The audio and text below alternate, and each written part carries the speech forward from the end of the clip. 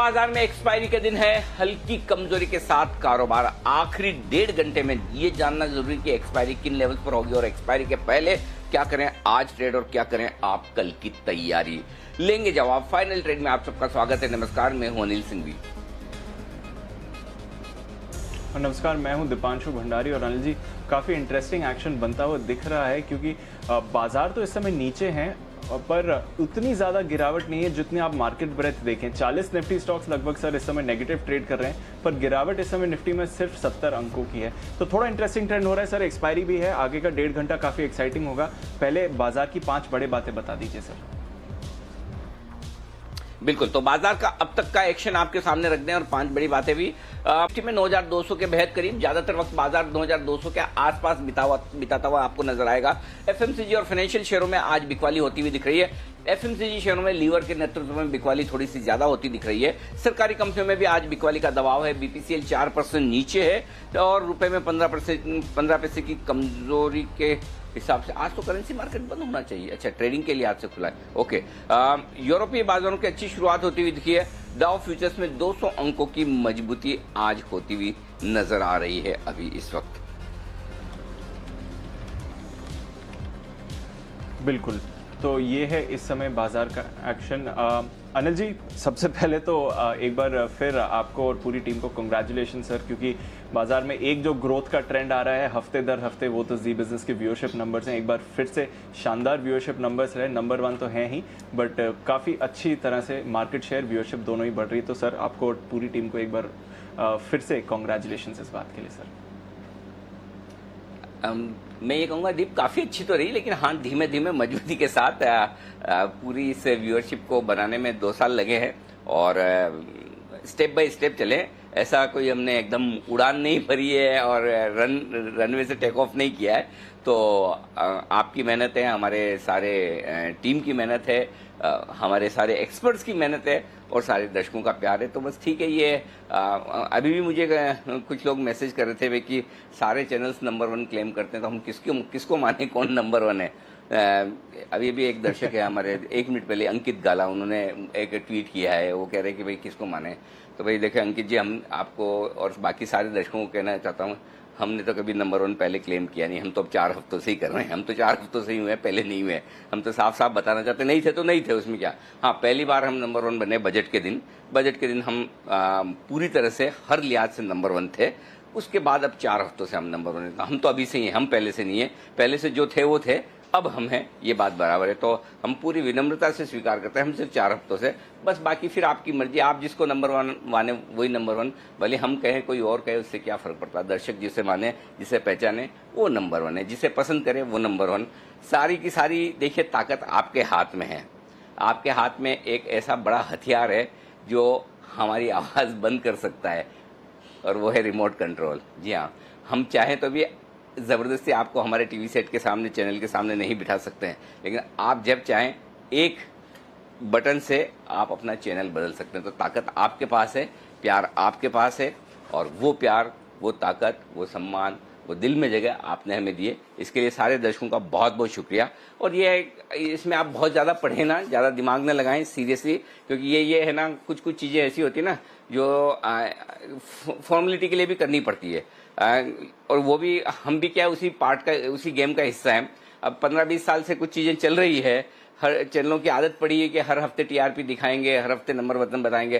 तो अब हम हो गए 3-4 हफ्ते, तो हम भी उसी काम में लगे हैं कि भाई ठीक है, हर गुरुवार को टीआरपी आती है, दिखा दो। तो हम भी दिखा रहे हैं। तो आप तो अपने ट्रेड पर फोकस करें, खबरों पर फोकस करें, न्यूज़ पर, एनालिसिस पर फोकस करें। ये चीज़ें देश में चलती रहेगी। हाँ, लेकिन ये ज़रूर है, मैं आपको साफ साफ कह रहा हूँ, हम कभी नंबर 1 नहीं थे। हम सिर्फ 4 हफ्तों से, बिल्कुल, और 4 हफ्तों से हमें ये बात बिल्कुल सही है, बिल्कुल परफेक्ट। जी दीप, पर शानदार ग्रोथ का ट्रेंड जरूर आ रहा है सर। तो एक बार आपको और टीम को फिर से कॉन्ग्रेचुलेशन सर। बाजार के एक्शन की बात करें तो एक्सपायरी है, इंटरेस्टिंग एक्शन हो रहा है क्योंकि ग्लोबल क्यू से तो अच्छा सपोर्ट मिल रहा है सर इस समय। डाउ फ्यूचर्स 250 अंकों पर है, यूरोप के बाजार मजबूत खुले हैं। भारतीय बाजार में मैं थोड़ी देर पहले नोटिस कर रहा था सर, जो निफ्टी की ब्रेथ है, 40 निफ्टी स्टॉक्स नेगेटिव है, पर निफ्टी सिर्फ 60-70 अंक नीचे है, और बैंक निफ्टी में 6 पॉजिटिव हैं, 6 नेगेटिव हैं। जो मजबूत या वेटेज वाले स्टॉक्स हैं उन पर थोड़ा प्रेशर है, पर आज बंधन बैंक देखिए, इंडसइंड बैंक देखिए, येस बैंक देखिए, इनमें काफी बड़ा उछाल आ रहा है सर। जी, बटा हुआ बाजार है दीप। एक्चुअली एक चीज देखिए कि इंडेक्स को नहीं गिरने दिया जा रहा है, ये साफ दिख रहा है। देखिए अब आज अगर सपोज वही आपने एग्जैक्टली बिल्कुल परफेक्ट कहा, जैसे बैंक निफ्टी देखिए, कोटक वगैरह नीचे है तो आपको कुछ इंडसइंड वगैरह ऐसे थोड़ा नीचे तो कुछ और ऊपर है। तो पॉइंट सिंपल है कि बैलेंस एक्सिस ऊपर हो गया, इंडसइंड ऊपर हो गया। लेकिन पॉइंट ये है कि दो चीजें इसमें पढ़ने लायक है। एक तो ये कि आमतौर पर आप जो मजबूत बैंक्स को ऊपर देखना चाहते हैं वो नहीं है, वो मिसिंग है। मजबूत बैंक्स मतलब कौन? आप ऊपर देखना चाहते हैं आईसीआईसीआई बैंक को, एचडीएफसी बैंक को, जिससे कि आपको कॉन्फिडेंस भी आए, न सिर्फ आपको, तो वो मिसिंग है और उनका वजन भी ज्यादा है। तो अगर इंडसइंड और एक्सिस बड़े भी जाते हैं, मजबूत भी हो जाते हैं, तो आपको वो कॉन्फिडेंस नहीं मिलता जो आपको चाहिए, पहली चीज। दूसरी चीज, अगर लीवर कमजोर है एचयूएल या अगर कुछ और stocks oil and gas space के कमजोर हुए तो उनकी भरपाई करने के लिए आपके रिलायंस है, ओएनजीसी बीपीसीएल जैसे कमजोर है तो रिलायंस आज डे हाई पर आ गया। तो कहीं न कहीं आप ये कह सकते हैं कि इंडेक्स मैनेज्ड है, गिर नहीं रहा। स्क्रीन देखकर, बाजार की चाल देखकर तेजी का वो कॉन्फिडेंस नहीं आ रहा है, लेकिन मंदी करने की आपकी हिम्मत है नहीं। तो बहुत कंफ्यूजन वाला बाजार है, और ये कंफ्यूजन मैं चाहता हूं कि आज अगले 1.5 घंटे में खत्म हो जाए तो बेहतर। कल तक के लिए हम इसे कैरी ओवर ना करें, क्योंकि मतलब है ना, इस तरह के मार्केट को एनालाइज करना आसान काम नहीं है। मैं बहुत शांति से बैठा हूं दीप, इसीलिए क्योंकि कल है ना, झटका खाने के बाद मैं आराम से वेट एंड वॉच वाली सिचुएशन में हूं कि एक बार मार्केट को सेटल हो जाने दें, मन बनाने दें। कौन सा जरूरी है हमें रोज रोज मतलब किसी तरह का कॉल देना ही देना है, एक बार देखते हैं, कंफर्ट आ जाने दें। और मुझे इस बात की खुशी है कि वो कंफर्ट अभी तक नहीं आया और न कोई कॉल दिया है, क्योंकि वो कंफर्ट स्क्रीन पर दिख ही नहीं रहा। बहुत कंफ्यूजन। 9200 को एक तरह से आप ये समझिए कि आपने वो मिड पॉइंट बना दिया, और है ना, दो टीम खेल रही है, किसी को गोल नहीं करना भाई, 90 मिनट निकालने हैं कि एक दूसरे को पास वास देते रहो। किसी ने पास दिया, इंटरसेप्ट कर लिया, उसने अपनी टीम में 4-5 लोगों को पास दिया, फिर किसी ने आके बीच में से, मतलब आपको वो डी तक तो जाना ही नहीं है, गोल पोस्ट पे शॉट ही नहीं लेना। एग्जैक्टली मार्केट वैसा ही कर रहा है कि भाई 90 मिनट निकालना मतलब हमें 9:15 से 3:30 तक का टाइम निकालना है, न हमें ऊपर की रेंज तोड़नी है न नीचे की रेंज तोड़नी है। इस बीच में जिसको जो मजा है, जैसा आए वो खेल लो, जैसे जिसको पास देना है वो दे दो। एग्जैक्टली वैसा मार्केट होता हुआ दिख रहा है। और जब आपको पता है दोनों तरफ गोल होने वाला नहीं है, तो फिर ऐसे मैच को देखने का मजा ही क्या। तो शांति से बैठिए, कुछ मत करिए, कुछ करने जैसी सिचुएशन आएगी या कुछ इंपॉर्टेंट लेवल मार्केट ऊपर या नीचे की तरफ तोड़ने की कोशिश करेगा या डायरेक्शन क्लियर करने की कोशिश करेगा तो करेंगे, नहीं तो कोई बात नहीं, बैठे हैं ऐसे ही। ठीक है अनिल जी, देखते हैं किस तरह मूवमेंट आता है। इस समय दोनों तरफ के मूव्स बाजार में मिल रहे हैं, पर जान लेते हैं कौन से स्टॉक में एक्शन है। एक चार्ट कॉर्नर आपके लिए आ रहा है इस समय राकेश जी कुणाल जी की तरफ से। बिगुल के बाद चलते हैं उनके पास।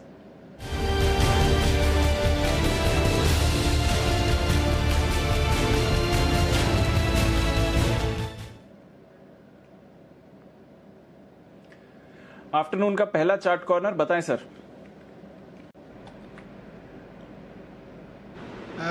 Deepanshu, good afternoon Anil ji. आपसे मुझे कई सारी बातें करनी है अनिल जी, लेकिन क्योंकि एक एल्गो ट्रेड देना बहुत जरूरी है, वो स्टॉक भाग रहा है, इसलिए सबसे पहले मैं एल्गो ट्रेड दे देता हूँ, फिर मेरे पास दोबारा एक बार कृपा करके आ जाइएगा, मुझे कुछ कहना है। तो अनिल जी देखिए, आज सवेरे मैंने और राकेश जी ने रेडिंगटन इंडिया पर खरीदारी की राय दी थी और उस स्टॉक में हमारे सारे टारगेट हासिल हुए हैं, और जिस तरह का स्ट्रक्चर उस स्टॉक में है, बेहतरीन तेज़ी देखने को मिली है। IOL केमिकल पर मैंने और राकेश जी ने 10 की कमाई में खरीदारी की राय दी थी, वो स्टॉक केवल 10% ऊपर अब है, तो उसमें भी हमारे सारे टारगेट हासिल होते हुए दिखाई दे रहे हैं। जिन्होंने इंट्राडे में शॉर्ट टर्म में खरीदा होगा, काफ़ी मुनाफा बना है।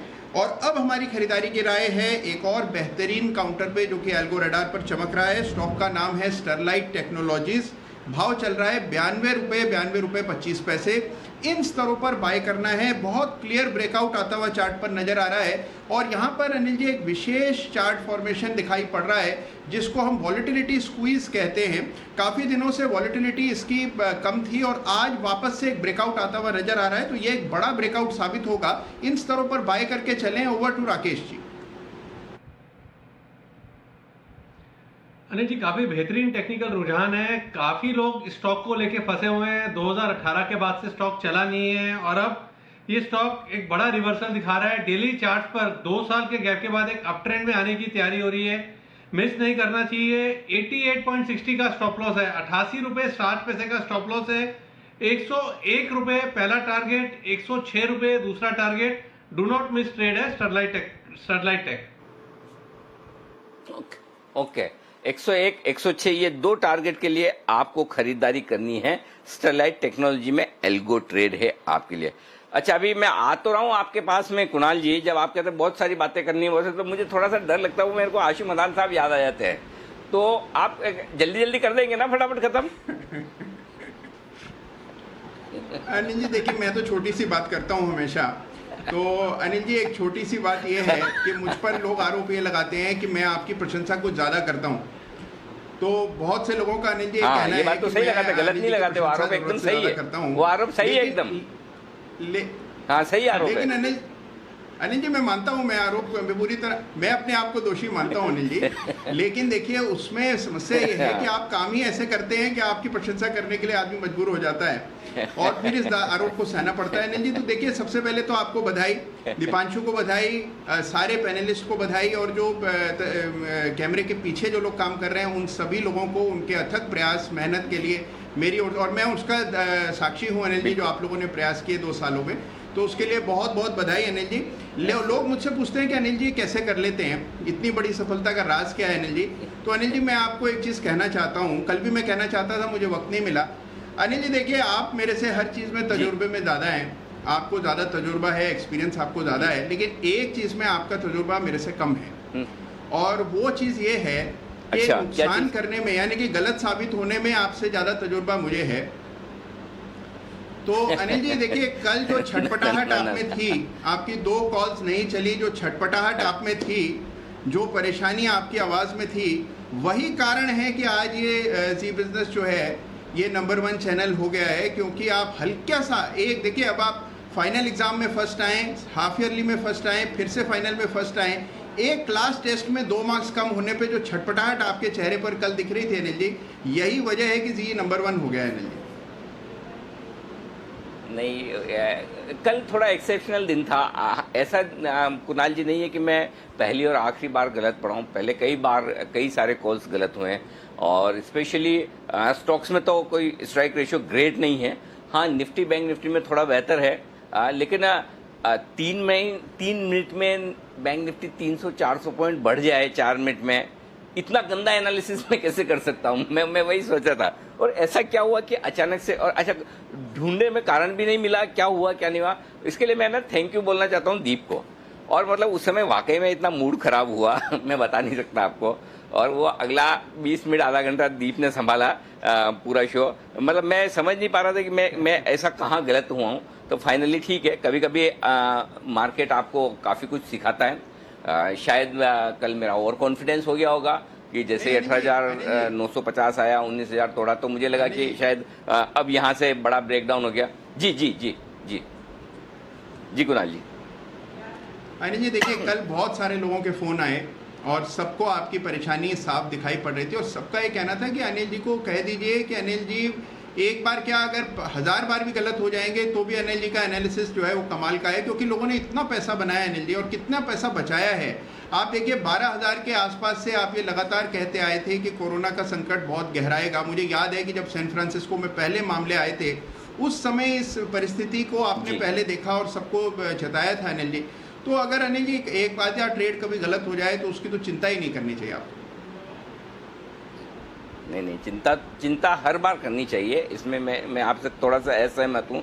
अगर हम बेफिक्र हो जाएंगे तो गलती दोहराएंगे। और कल की गलती से मैंने एक चीज़ सीखी, और मैं आप लोगों को बता भी दूँ। मैंने ये सीखा है कि डायरेक्शन को लेके ओवर कॉन्फिडेंट होना गलत है। क्योंकि हम डायरेक्शन मन बनाकर बैठे हुए थे कि बाजार का डायरेक्शन नीचे का है, और बाजार ने थोड़ा सा लेवल नीचे की तरफ तोड़ा। हालांकि 2-3 बार 19,000 के नीचे गया था, लेकिन शायद हो सकता है मुझे थोड़ा सा और वेट कर लेना था, या जो भी है। तो इसलिए बाजार के डायरेक्शन को लेकर कभी भी और कॉन्फिडेंट नहीं होना चाहिए। ये कल समझ में आया, एक बार फिर से सीखें तो अच्छी बात है। लेकिन एक अच्छी बात और दिख रही है, हमारे वागले साहब भी सीख रहे हैं। वागले साहब, टाई कहाँ गई आपकी?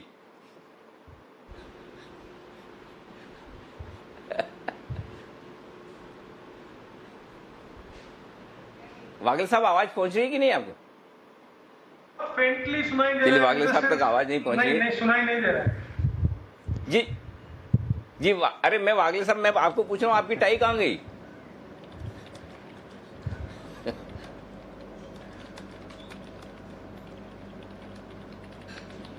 चलिए, कोई बात नहीं, वागले साहब से हम फिर से संपर्क करने की कोशिश करेंगे और उनसे बात भी करेंगे। लेकिन इस बीच बाजार जल्दी से एक बार आपके सामने रख दूं।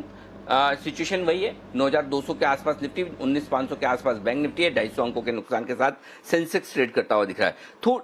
थोड़ी सी देर में हमारे साथ भसीन साहब जुड़ेंगे, जो आपको पिक्स भी देंगे और साथ ही अपडेट ही। लेकिन उससे पहले मानसी हमारे साथ तैयार है बताने के लिए इवेंट्स। मानसी, बताइए। गुड आफ्टरनून अनिल जी। शुरुआत नतीजों से आरबीएल बैंक के नतीजे हैं जिस पर हमारी नजर है। इसके अलावा आज से एयर इंडिया ने कमर्शियल फ्लाइट्स जो है वो शुरू की हैं। विदेश में फंसे भारतीयों को वापस लाने के लिए फ्लाइट शुरू की गई है और 7 से 13 मई तक ये फ्लाइट्स जो है वो चलेंगी। कल यानी कि शुक्रवार के दिन श्री सीमेंट 1 से 3 बजे के बीच इसके नतीजे निफ्टी स्पेस में आने वाले हैं। इसके अलावा कैश में SBI card, Reliance Infra, Reliance Capital, इन तमाम कंपनियों के नतीजे भी आएंगे जिन पर हमारी नजर होगी। मनप्पुरम फाइनेंस और साथ ही ओरेकल फाइनेंस दोनों की ही बोर्ड बैठक होने जा रही है। मनप्पुरम फाइनेंस एनसीडीज के जरिए 500 करोड़ जुटाने की योजना बना रही है और साथ ही ओरेकल फाइनेंस में भी डिविडेंड को लेकर बोर्ड बैठक होने जा रही है। और अंत में शनिवार की अगर बात करें नतीजों के लिहाज से, निफ्टी स्पेस में आईसीआईसीआई बैंक के नतीजे आएंगे और कैश में HDFC, MC, Mahindra holidays, Adani transmission जैसी कंपनियों के भी नतीजे आने वाले हैं शनिवार के दिन।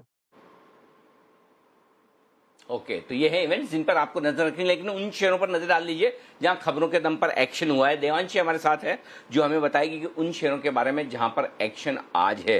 देवांशी, बताइए कौन से स्टॉक्स एक्शन में, और उसके तुरंत बाद फिर मैं वसीम साहब से लेने जा रहा हूं अपडेट भी और साथ ही साथ कुछ नई कॉल्स भी। बिल्कुल, आज देखिए सबसे पहले नतीजों के लिहाज से एचसीएल टेक के नंबर्स आए हैं जो कि अनुमान से बेहतर आते हुए दिखे। मुनाफा 4% पर बढ़ता हुआ दिखा है। आय में करीब 2.5% तक की बढ़त आती हुई दिखी है। ये डोमेस्टिक आय की मैं बात कर रही हूँ। साथ ही जो कामकाजी मुनाफा है वो करीब इस बार 21%, जो मार्जिन है वो 21% पे आते हुए दिखे, 20% से बढ़कर, और कामकाजी मुनाफे में 6% तक की बढ़त आती हुई दिखी है। आप देखिए जो डॉलर आय है वो इस बार काफी स्थिर रही है, 254 करोड़ पर, तो अनुमान से बेहतर नतीजे आते हुए दिखे। इसके अलावा सन फार्मा पर नजर रखें। पेट की एक दवा को यूएसएफडीए से मंजूरी मिली है, इसके चलते हल्के से ग्रीन साइड ये स्टॉक ट्रेड करता हुआ दिखा। अशोक लेलैंड में केयर ने लॉन्ग टर्म लोन की जो रेटिंग है उसमें कटौती की है, AA+ घटाकर AA कर दी है। और ब्लॉक डील्स में आज एचयूएल के अलावा बीएचईएल फोकस में है, जहां पे 15 लाख शेयरों की आज डील्स हुई थी। ये सौदे 23 रुपए प्रति शेयर के भाव पर होते हुए दिखे। ओके, तो ये है वो तमाम स्टॉक्स जहां पर आज खबरें आई है और खबरों के दम पर दिखेगा एक्शन। आइए एक्शन को आगे बढ़ाते हैं बिगुल भसीन साहब के स्वागत में।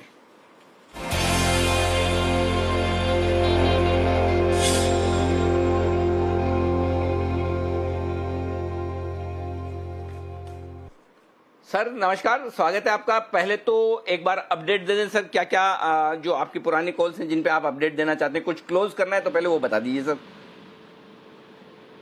तो अनिल जी, 3 जो कल आपको दी थी वो तो आपके टारगेट हो गए। एस्कॉर्ट्स ने इनफैक्ट 753 मार दिया जो कल 710 में दी था। चोला ने 156 मार दिया जो सुबह बुक करा दिया, और भारत फोर्ज ने 292। एमएनएम फाइनेंस ने भी 181 बुक करा दिया। वहां पे भी हमने एडवाइस की थी बुक करके आप वापस इसमें नीचे आए तो खरीद सकते हैं। अभी जो कॉल जो ओपर हैं उसमें डाबर जो शॉर्ट है वो अभी हम खड़े हुए हैं, वो हम रखते हैं।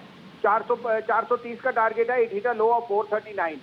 बर्जर पेंट जो आपको लो स्टॉप दिया था 330 का target, it hit a low of 342, उसमें भी आप शॉर्ट रखिए। और तीसरा शॉर्ट था एशियन पेंट, 1335 का टारगेट था, उसने 1345 मारा है, तो वहां आप ऑप्शनली प्रॉफिट बुक कर सकते हैं on your short call. Long में जो हमारे पे है उसमें है JSPL, जिंदल स्टील, उसमें बने रहिए। उसमें हमने 83 का स्टॉप लॉस है, 98 to 100 का target we are confirming that to be. Sun Pharma थोड़ा नीचे आ गया, उसमें मैंने स्टॉप लॉस थोड़ा बढ़ा दिया, 447.50, टारगेट रिमेन्स 485। अपोलो टायर में बने रहिए, 82 का टारगेट, 82 का स्टॉप लॉस है, अगेन 98 to 100 का टारगेट। और अंबुजा में भी हम बने हुए हैं और हमारा अभी भी टारगेट 180+ है, स्टॉप लॉस इसमें 161 का है। और अब आप कहें तो मैं सुबह की कॉल्स को री इन्वेस्ट करूं। हाँ, आप खोल दें उससे पहले मैं बता दूं, बहुत सारे लोग, अभी एक शरद जैन साहब ने भी मुझे ट्वीट किया, वो बोल रहे कि अंबुजा में क्या है, तो आपको अंबुजा का भी अपडेट मिल गया। आज वाले कॉल में कौन कौन सा बर्जर पेंट क्लोज करना है, राइट सर? हाँ सर, अगर बर्जर और एशियन पेंट में आपका प्रॉफिट तो अच्छा आ रहा है, टारगेट का अच्छा है, अगर आप ट्रेडर हैं तो प्रॉफिट भी बुक करना सीखिए and take your profit home. But जैसे आपको कहा, in a week the market is weak mainly because of FMCG, Lever, Asian Paint and some other FMCG जो हम अब आपको और देने वाले हैं टू शॉर्ट। तो FMCG में आप अगर प्रॉफिट बुक कर रहे हैं तो करिए, will wait for a rally again to sell. ठीक बात है। तो चलिए, ये आपके लिए अपडेट हो गया। अब आज अभी कौन से लॉन्ग कॉल देंगे, शॉर्ट कॉल देंगे सर, या दोनों? सर दो शॉर्ट है, एक लॉन्ग है। वाह, तो पहले लॉन्ग वाला दीजिए सर, तेजी वाला पहले, बाद में मंदी वाला। तो तेजी का तो सर एक ही शेयर है, और जो सब सारा बाजार अगर चलना है तो इसी ने चलना है, वो है रिलायंस। 1485 से 1485 से 1487, 1445 का स्टॉप लॉस, 1465 का स्टॉप लॉस और 1550 से 1575 का target. Reliance is broken out, और अगर निफ्टी ने वापस जाना है 9500 तो रिलायंस वापस 1600 जाएगा।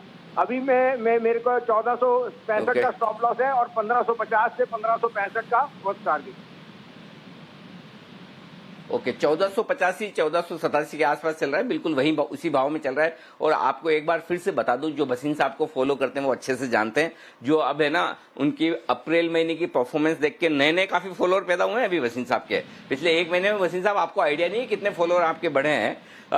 वो पिछले महीने के स्टार ऑफ द मंथ जो हमारे भसीन साहब हैं, उनको देखकर जो बढ़े हैं, वो मैं बता दूं, जो कैश मार्केट, जो भी खरीदारी के कॉल्स भसीन साहब देते हैं, उनके लेवल्स जो होते हैं वो कैश के होते हैं, और जो बिकवाली के देते हैं वो फ्यूचर्स के होते हैं। और उसकी वजह यह है कि कैश में आज जरूरी नहीं कि आप पूरा लोट ही खरीदो, कम ज्यादा भी क्वांटिटी खरीद सकते हो, तो आपके लिए कैश के वो कॉल्स हैं। फ्यूचर के कॉल्स वो हैं क्योंकि आपको शॉर्ट करना है तो फ्यूचर में ही करना है, इसलिए जब बिकवाली की बात आएगी तो आपको लेवल मिलेंगे फ्यूचर्स के, जब खरीदारी की बात आएगी तो लेवल्स मिलेंगे कैश के। क्या खरीदना है? रिलायंस अच्छा ब्रेकआउट हुआ है, 1450 से 1487 की रेंज में खरीदिए, 1465 का स्टॉप लॉस, 1550 1575 के टारगेट। और अगर निफ्टी को 9500 की तरफ फिर बढ़ना है 300 पॉइंट ऊपर, तो यही है वो स्टॉक जो स्टार परफॉर्मर रहेगा ऊपर की तरफ खरीदारी करने के लिए आज से। आइए वसीम साहब के से, अब वसीम साहब एक ही है लॉन्ग कॉल या और है? एक ही है? नहीं, लॉन्ग एक ही है सर, दो शॉर्ट हैं। बताइए सर, पहला शॉर्ट कॉल कौन सा है? हाँ सर, पहला शॉर्ट फिर FMCG है, Nestle. Nestle has been the star because of Maggi और जो फास्ट फूड में सेलिंग हो रही है और इस लॉकडाउन में, बट उसकी वैल्यूएशन पे सब कुछ प्राइस इन है। आई थिंक लीवर के बाद that will be the next casualty. 17100 से 17200 पे शॉर्ट कीजिए, 17650 का स्टॉप लॉस और 16150 से 16250 ये टारगेट होना चाहिए नेस्ले का। एक मिनट, 17650 ये है लेवल स्टॉप लॉस का। क्या भाव में शॉर्ट करना है सर? 17150 से 17200 सर। अब वो वैल्यू कर रहा है सर, आप 17 से 17200 ले सकते हैं। ठीक है ना, 17200 के बीच में बेचना है। 17650 का स्टॉप लॉस, टारगेट एक बार फिर से दोहराएं सर जरा। 16150 से 16250। 16250 16150, एक के बाद एक जबरदस्त FMCG स्टॉक्स पे शॉर्ट कॉल आ रहे हैं। Berger Paint, Asian Paint, HUL पहले बताया था भसीन साहब ने, डाबर अभी बोला हुआ है, तो एक के बाद एक आता हुआ दिख रहा है। चलिए, तो ये है आपके लिए नेस्ले में शॉर्ट कॉल। अच्छा बताएं सर, दूसरा कौन सा? हाँ सर, दूसरा कोटक बैंक है, 1210 का भाव है और 1210-15 में शॉर्ट कीजिए, 1245 का स्टॉप लॉस और 1145 से 1155 का टारगेट। 1210 1215 में कोटक बैंक शॉर्ट करने की राय है भसीन साहब की तरफ से। और एक बार स्टॉप लॉस टारगेट भसीन साहब फिर से मुझे बोलिएगा जरा, क्या रखना है सर? 1245 का स्टॉप लॉस, 1145 से 1155 का टारगेट। Okay, perfect. 1145 1155 के टारगेट के लिए कोटक बैंक को शॉर्ट करें, 1210 1215 की रेंज में करें, 1245 का स्टॉप लॉस लगाएं। ये है आपके लिए। वसीम साहब, एक M&M फाइनेंस पर तो आपकी होल्ड करने की राय वो है, अभी मेंटेन है, और ग्रासिम भी होल्ड करना है सर? सर बिल्कुल, ग्रासिम भी होल्ड करना है। M&M फाइनेंस में सुबह 181 का टारगेट हो गया था, जब आपको कहा था ट्रेडर बुक कर सकता है लेकिन अगर आप इन्वेस्टर हो तो 190 to 195। ट्रेडर को उसमें 12 रुपए ऑलमोस्ट मिल गए, which is almost 8% from overnight call, तो he can book profit, but investor should stay put for a target of 190 to 195। Perfect, बहुत ही बढ़िया बसीर साहब, बहुत बहुत शुक्रिया ये तीनों ही नई पिक देने के लिए। और अगर आपको लगे क्लोजिंग के पहले फिर से कोई बीटीएसटी कॉल कल की तरह, कल आपने गजब कमाल किया, बीटीएसटी कॉल तो मतलब बहुत ही जबरदस्त है, चोला और एस्कॉर्ट। ये बीटीएसटी कॉल का टाइम फिक्स कर दिया जाए बसीर साहब आपका, मुझे ऐसा लग रहा है 3:15 बजे के आसपास। अगर आज भी अगर आपका कोई कॉल दिखे तो प्लीज जरूर फोन करके बताइएगा। ओके, आइए अब आगे बढ़ते हैं और दो बेहतरीन कॉल आ रहे हैं। पहले जल्दी से सुमित जी के लिए एक बिगुल सैटेलाइट।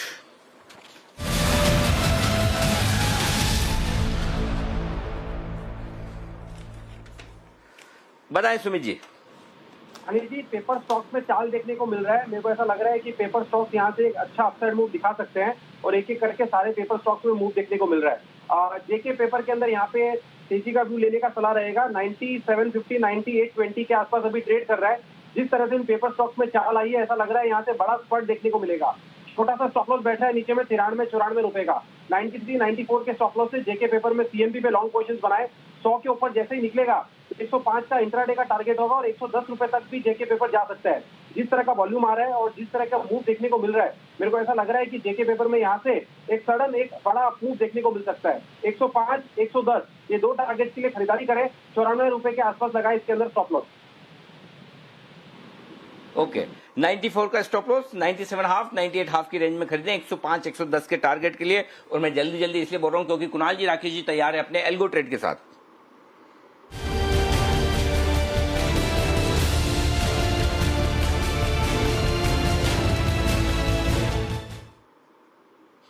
बताएं सर।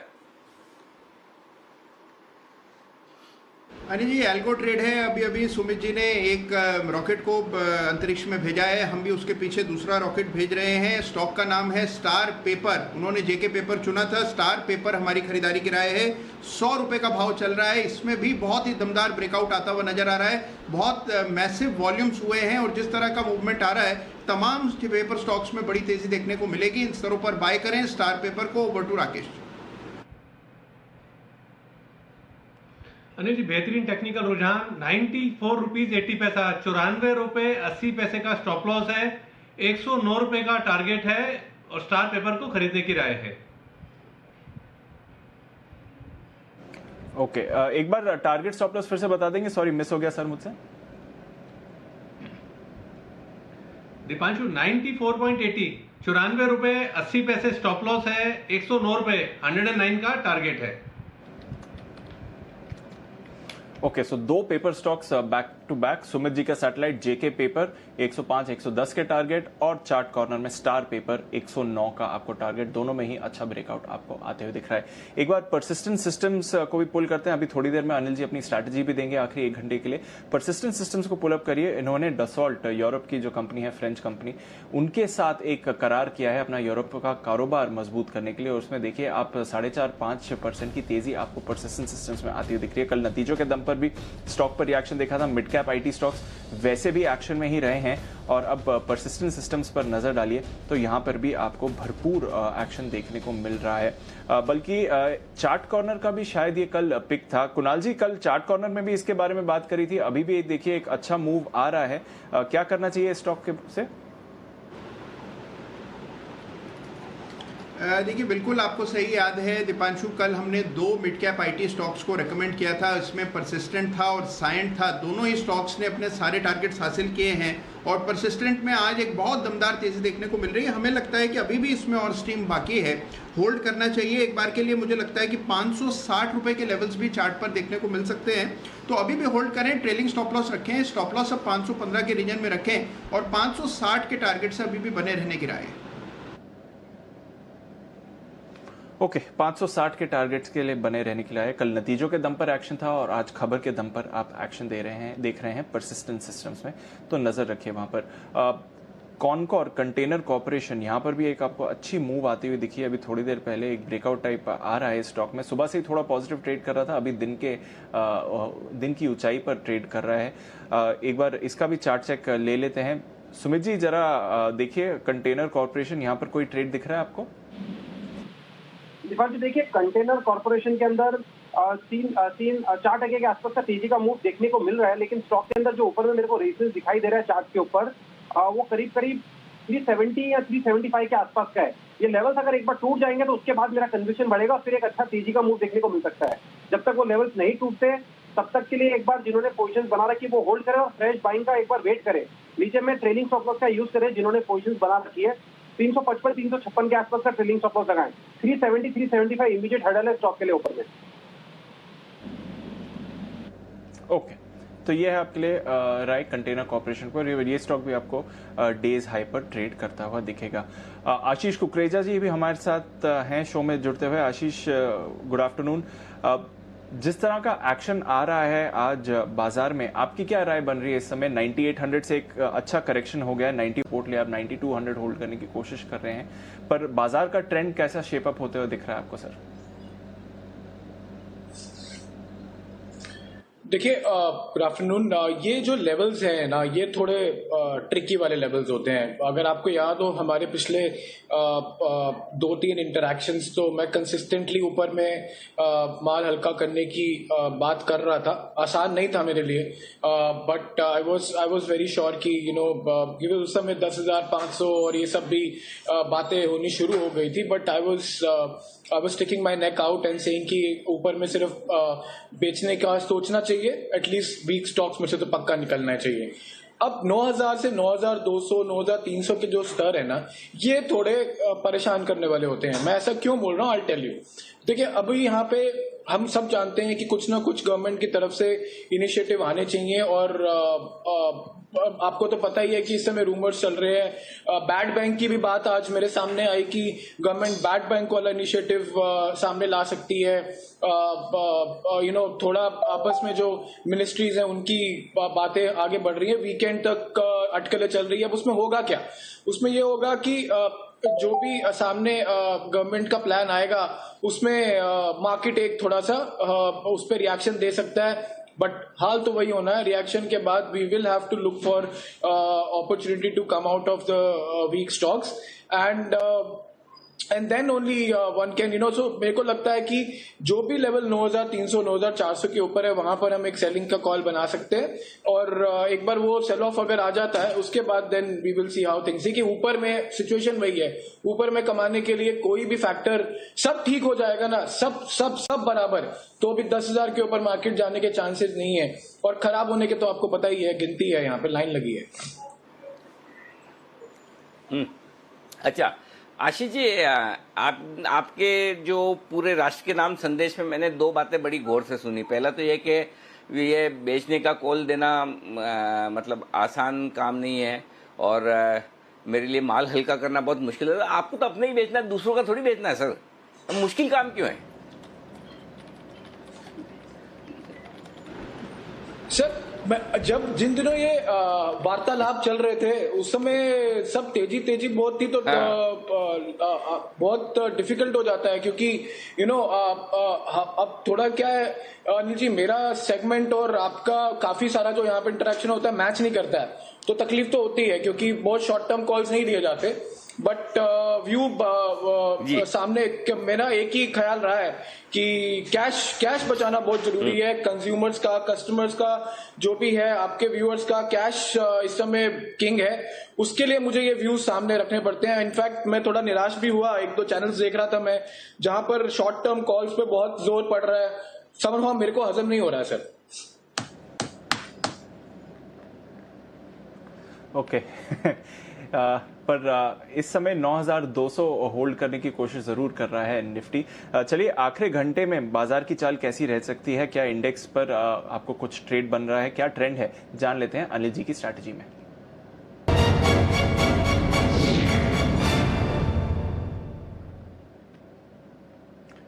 अनिल जी, ग्लोबल बाजार तो बहुत सपोर्टिव है इस समय। देखिए, डाउ फ्यूचर्स 250 अंक से ज्यादा ऊपर आपको इस समय दिखेगा। एशिया की बाजार की मिलीजुली क्लोजिंग रही है। जापान जो 3 दिनों के बाद एडजस्ट होकर आज ट्रेड कर रहा था, वो पॉजिटिव क्लोज हुआ है, और हैंगसेंग में लगभग ½ % की गिरावट है, तो ज्यादा बदलाव वहां पर भी नहीं है। और यूरोप के बाजार भी ज्यादातर पॉजिटिव ही ट्रेड कर रहे हैं इस समय, ½ % या उससे ज्यादा की बढ़त आ रही है। और उसके बावजूद हमारे बाजार कमजोर हैं, मजबूत हो नहीं पा रहे हैं जितना होना चाहिए बाहर के बाजारों को देखते हुए। तो दीप वजह साफ है कि एक्सपायरी के हिसाब से जो सोमवार मंगलवार का जो सेशन था वो भारी पड़ रहा है। बुधवार के सेशन में यानी कल हल्की रिकवरी जरूर आई, लेकिन वो भी बहुत कॉन्फिडेंट वाली रिकवरी नहीं थी। आज भी बाजार ऊपर है, तो आपको समझ में आ रहा है कि रिलायंस ने 2% खींचा हुआ है, तो वो बहुत कंफर्ट कॉन्फिडेंस नहीं आ रहा है। लेकिन साथ में गिरना इसलिए नहीं बन रहा है क्योंकि मैं बार बार वही कह रहा हूँ, आपको हर तरह के संकेत है। एक तरफ आपको लगेगा कि हमारे बाजार खराब है तो अमेरिका के फ्यूचर्स आपको अच्छे दिख रहे हैं, आपको लगेगा कि 4 बैंक बड़े वाले आईसीआईसीआई एचडीएफसी टाइप के नीचे है तो सामने रिलायंस ऊपर दिख रहा है, आपको 2 सेक्टर कोई खराब दिखेंगे तो सामने 2 सेक्टर ऊपर दिख रहे हैं। तो बहुत मुश्किल सा मामला है एक्चुअली, क्योंकि एक डायरेक्शनल कॉल लेना, मुझे लगता है कि थोड़ा बाजार वक्त बिताना चाहता है और इसलिए सबसे बढ़िया तरीका हमारे लिए होगा कि उसे वक्त बिताने दे। अब मैं आता हूं सिर्फ और सिर्फ आज की एक्सपायरी बचे हुए 1 घंटे के लिए। 2 चीजें, सबसे इंपॉर्टेंट 9200 का लेवल है और वो मैं अगर बता रहा हूं तो आप कहेंगे उसमें नई बात क्या बता रहे हैं जी, 9200 पर तो है ही, लेकिन है उसमें एक नई बात है जिस पर आपको फोकस करना चाहिए। और वो ये कि अगर मैं आपको 9204 पे पूछूं कि एक्सपायरी कहां होने की उम्मीद ज्यादा, ऊपर या नीचे, तो फिर सवाल मुश्किल हो जाता है। डेटा ये बता रहे हैं 9200 या इससे थोड़ा ऊपर एक्सपायरी होने के चांस ज्यादा है। क्यों?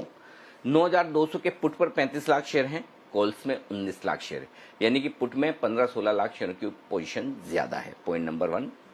आज 23 लाख शेयर 9200 के पुट पर जुड़े हैं, कॉल्स में जुड़े हैं 14 लाख शेयर, यहां पर भी 6-7 लाख, ऐसा 8-9 लाख शेयर ज्यादा जुड़े हैं। इस हिसाब से आप कहेंगे तो पुट राइटर भारी है, मजबूत है। पुट राइटर का मतलब है तेजी करने वाला। अब स्क्रीन लेवल है आपको कमजोर दिख रही है, लेकिन इस लेवल पर पुट राइटिंग ज्यादा है। उस लिहाज से ऐसा लगता है कि हो सकता है बाजार 9200 को होल्ड करने की कोशिश करे निफ्टी पर क्लोजिंग बेसिस पर, और थोड़ा सा ऊपर तक जा सकता है। लेकिन ऊपर जाने में कितना जा सकता है? 9150 और 9250 दोनों जगह पुट और कॉल की राइटिंग बराबर है। 9150 के पुट पर 21 लाख शेयर हैं, 9250 की कॉल पे 20 लाख शेयर है, तो लगभग बराबरी का मामला। तो ये 100 पॉइंट की रेंज होगी। तो पॉइंट सिंपल है, मुझे ऐसा लग रहा है कहीं न कहीं 9200 से 9250 की रेंज में एक्सपायरी की उम्मीद है। अब ये है, लेकिन कल सुबह जिस तरह से कुछ मिनटों में बाजार भागा, उसको देखते हुए मैं एक चीज कहना चाहता हूं, कभी भी कोई भी ऐसी चीज हो सकती है जो बाजार को अचानक से बड़ा मुंह दे दे, इससे आप इनकार नहीं कर सकते हैं। वो खबर कुछ भी हो, खबर ना भी हो, जैसे कल कुछ नहीं थी फिर भी हो गया। तो ऐसी सिचुएशन में आपको क्या करना है? आपको ये करना है कि 9200 को आप बेस मान लीजिए, ऊपर टिके रहे, 50 पॉइंट तक की जगह है, 9250 9270 तक। कमजोर हुए तो 9150 के आसपास तक की जगह खुलती है नीचे की तरफ, बस तो यही है। तो एक्सपायरी के दिन मैं बहुत बड़ा मूव यहाँ से 30-40 पॉइंट ऊपर, 30-40 पॉइंट नीचे से ज्यादा का नहीं देख रहा हूँ 9000 के मिड लेवल से, 9200 के मिड लेवल से। तो लेकिन ज्यादा संभावना 9200 के ऊपर एक्सपायरी की है। ये आपके डेटा हो गए निफ्टी के। अब आइए बैंक निफ्टी के डेटा। 19,500 यहां पर बैंक निफ्टी के डेटा में, एक ही सेकंड में लीजिएगा, 19,500 के लेवल पर आप बैंक निफ्टी में देखेंगे कि जो पोजीशन बनी हुई पुट में, देखिए पहली चीज तो है कि हाईएस्ट ओपन इंडेक्स 19,000 और 20,000 में, तो आपकी रेंज बड़ी वाली तो आपको समझ में आ गई 19, लेकिन उस बड़ी रेंज का अभी कोई मतलब नहीं है आपको, क्योंकि आप 19,500 के आसपास ट्रेड कर रहे हैं।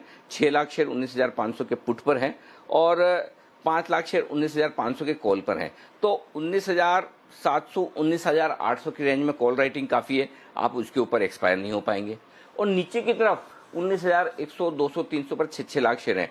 तो बैंक निफ्टी में मेरे लिए ठीक ठीक अंदाजा लगाना मुश्किल हो रहा है देव की एग्जैक्टली कहां क्लोज होंगे, लेकिन ऐसा लग रहा है 19,400 से 19,650, ये 250 पॉइंट की रेंज में कहीं एक्सपायरी होनी चाहिए। लेकिन बैंक निफ्टी का मैं ठीक अंदाजा नहीं लगा पा रहा हूँ, एग्जैक्ट डेटा कम है, लेकिन निफ्टी में समझ में आ रहा है 9,200 9,250 की रेंज में एक्सपायरी होनी चाहिए। और ऐसे में कोई ट्रेड लेना बनता नहीं है। मंदी आप कर नहीं सकते डाउ देखकर, तेजी करने जैसी बहुत स्क्रीन दिख नहीं रही है। जिस किसी को करना ही है, बहुत मन है कि मैं नहीं आखिरी आधे घंटे में कुछ न कुछ करूंगा ही, 1 घंटे में, तो फिर थोड़ा सा 9,175 के स्टॉप लॉस से निफ्टी खरीद लीजिए 9,250 तक के टारगेट के लिए। बस जिसको बहुत कुछ करना ही करना है, बिना किए जिसका काम नहीं चलेगा उसके लिए। बिल्कुल, तो अगर करना ही है ट्रेड तो फिर एक छोटा सा ट्रेड आपके लिए अवेलेबल है इस समय पर। जिन लेवल्स के आसपास एक्सपायरी होने वाली आप देख रहे हैं कि एकदम उसके बीच में इंडेक्स ट्रेड कर रहे हैं दोनों, निफ्टी और बैंक निफ्टी, तो फिर ज्यादा ऊपर जाने की या गिरावट की संभावना कम दिख रही है इस समय। तो यह है आखिरी घंटे की स्ट्रैटेजी। देखते हैं किस तरह के मूव्स आते हैं जहां तक बाजार के मूवमेंट का सवाल है। श्रीकांत चौहान साहब भी हमारे साथ जुड़ रहे हैं इस समय शो में। श्रीकांत जी गुड आफ्टरनून। भारतीय इंफ्राटेल से शुरुआत करते हैं। ये पूरा हफ्ता काफी इंटरेस्टिंग रहा है स्टॉक पर। जब भी मूव आती है, बड़ी मूव आती है, जब चढ़ता है तो 10% चढ़ता है, जब गिरता है तो 5-6% गिरता है। आज 6.5% ऊपर है 172 पर। क्या करना चाहिए इधर?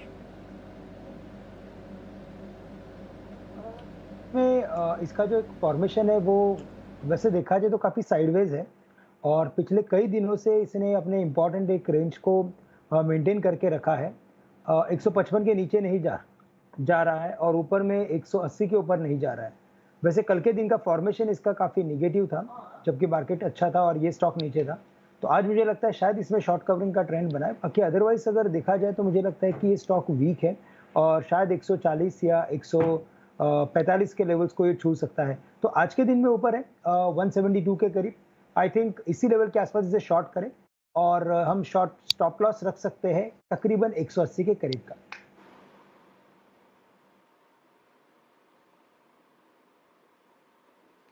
ओके, तो ये है आपके लिए भारतीय इंफ्राटेल पर राय। और इस बीच कुणाल जी राकेश जी तैयार हैं अपने चार्ट कॉर्नर के लिए।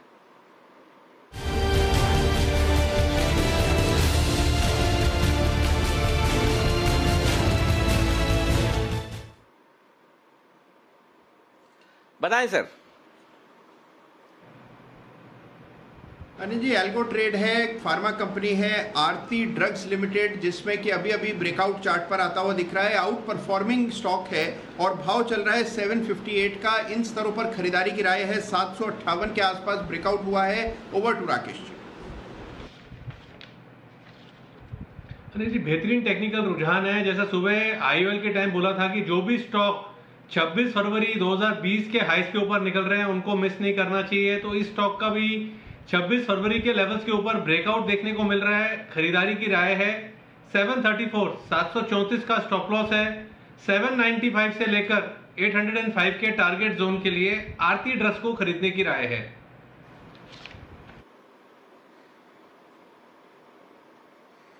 ओके, आरती ड्रग्स में खरीदारी करने की राय। ये कौन सी फरवरी बताया था आपने? उस फरवरी की क्या इंपॉर्टेंस क्या है बंसल जी? 20 फरवरी, उस दिन क्या हुआ था?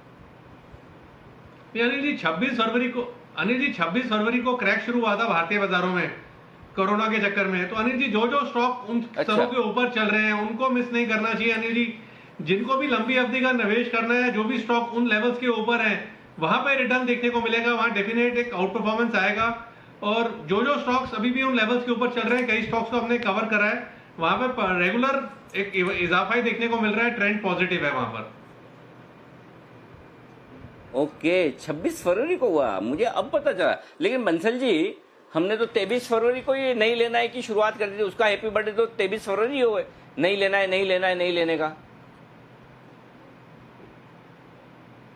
देखिए अनिल जी, आपने तो हर चीज का आगाज जल्दी करा है, लेकिन बाजार लेट गिरना शुरू हुआ था और जब गिरना शुरू हुआ था उसके बाद तो अनिल जी आपने थोड़ा जोर जोर से बोला था और दमदार आवाज में बोला था। अनिल जी, काफी लोग नाराज भी हुए थे शुरू में, बट जैसे जैसे लोगों को समझ में आना शुरू हुआ तब पता चला कि क्या कहते हैं कि आप सही बोल रहे हैं। शुरू में तो कई लोग नाराज भी हुए थे कि आप ऐसा क्यों बोल रहे हैं, बट जब लोगों को लेट समझ में आया कि ये दिक्कत गहरी है तब उन्होंने अप्रिशिएट करा था। नहीं जी, आपने तो डेफिनेटली सही कह रहे हैं कि इसी बिजनेस ने 23 तारीख को बोलना शुरू करा था कि नहीं लेना है। पिछली बार बचाया था, इस बार फिर बचाने की कोशिश कर रहे हैं। इस बार फिर हम कह रहे हैं आपको कि यहां से जो उछाल मिले, जब उछाल मिले, आपको प्रॉफिट बुक करना है, हल्का होना है, निकलने के बारे में सोचना है। क्योंकि मैं फिर बार बार, मेरे पास इतने सारे एग्जाम्पल में हर बार अलग अलग बदल के कह सकता हूं, लेकिन पॉइंट सिंपल ये है कि लॉकडाउन खत्म होने के बाद मुश्किलें कम नहीं होंगी, मुश्किलें आपकी बढ़ने ही वाली है। आप घर से बाहर निकलकर जब रियल वर्ल्ड में जाएंगे तो तकलीफें काफ़ी रहेगी। सिर्फ एक चीज़ है जो बाजार को थामे हुए और ऊपर ले जा सकती है, और वो है सिर्फ और सिर्फ लिक्विडिटी। इसके अलावा कुछ नहीं। तो लिक्विडिटी है तो इसमें कोई डाउट नहीं, मार्केट और ऊपर जा सकते हैं, जा भी रहे हैं, होल्ड भी कर रहे हैं। लेकिन लिक्विडिटी के अलावा जो चीज़ें हैं वो कोई भी ऐसी नहीं है जो आपको कंफर्ट और कॉन्फिडेंस है कि बाजार ऊपरी लेवल पर टिक पाएगा। आपने कल बग्गा साहब को सुना किस तरह से वो रैशनली आपको बोल के गए, आज आशीष जी खुद बोल रहे हैं। मैं आपको लगातार पिछले हफ्ते भर से, और मैं तो आपको अप्रैल के महीने में भी मैंने आपको क्लियर कट कहा था कि 9,800 से 10,150 मेरा ऊपरी टारगेट है, और आशीष सर ने तो मेरे से बुलवा भी लिया था। मैंने कहा 10,000 आएगा तो मैं पूरा अपना पोर्टफोलियो खाली भी करूंगा। काफ़ी कुछ किया भी है, मैं तो आपको सामने डिस्क्लेमर भी दे रहा हूँ कि काफ़ी कुछ खाली भी किया, कर भी रहा हूँ। तो ठीक है, मिलेगा मौका। पॉइंट एक ही है, आप लोगों को दो चीज़ इसमें समझनी है। पहली चीज़ तो यह कि कभी भी आप टॉप पर बेचने की सोच रहे हैं तो वो नहीं कर पाएंगे। अगर आप सोचें कि जिस दिन 9,900 हुआ उसी दिन मुझे सारा बेचना था, वो पॉसिबल ही नहीं है। Point number 1। पॉइंट नंबर 2, मेरे बेचने के तुरंत बाद आज मैंने बेचा और कल से नीचे आना शुरू हो जाए, ये भी पॉसिबल नहीं है। दो चीज़ें हैं। और एक चीज़ और, मैं बंसल जी आपकी इजाज़त हो, किसी का कॉल तो नहीं है ना? कॉल नहीं है तो फिर मैं एक चीज़ और रखना चाहता हूँ यहाँ पर। पहले किसी का कॉल है तो एक बार हाथ खड़ा कर दे तो मैं पहले एक बार कॉल ले लूँ, नहीं तो मैं एक इंटरेस्टिंग जी, किसी का कॉल है? सुमित जी सैटेलाइट? हाँ नहीं जी, सैटेलाइट। चलिए पहले सुमित जी का सैटेलाइट और उसके बाद बाजार पर मेरी एक विशेष टिप्पणी आएगी, वो जरूर देखिएगा, मिस मत करिएगा। बड़ा इंटरेस्टिंग ऑब्जर्वेशन आपको बताने वाला हूं। पहले सुमित जी का सैटेलाइट।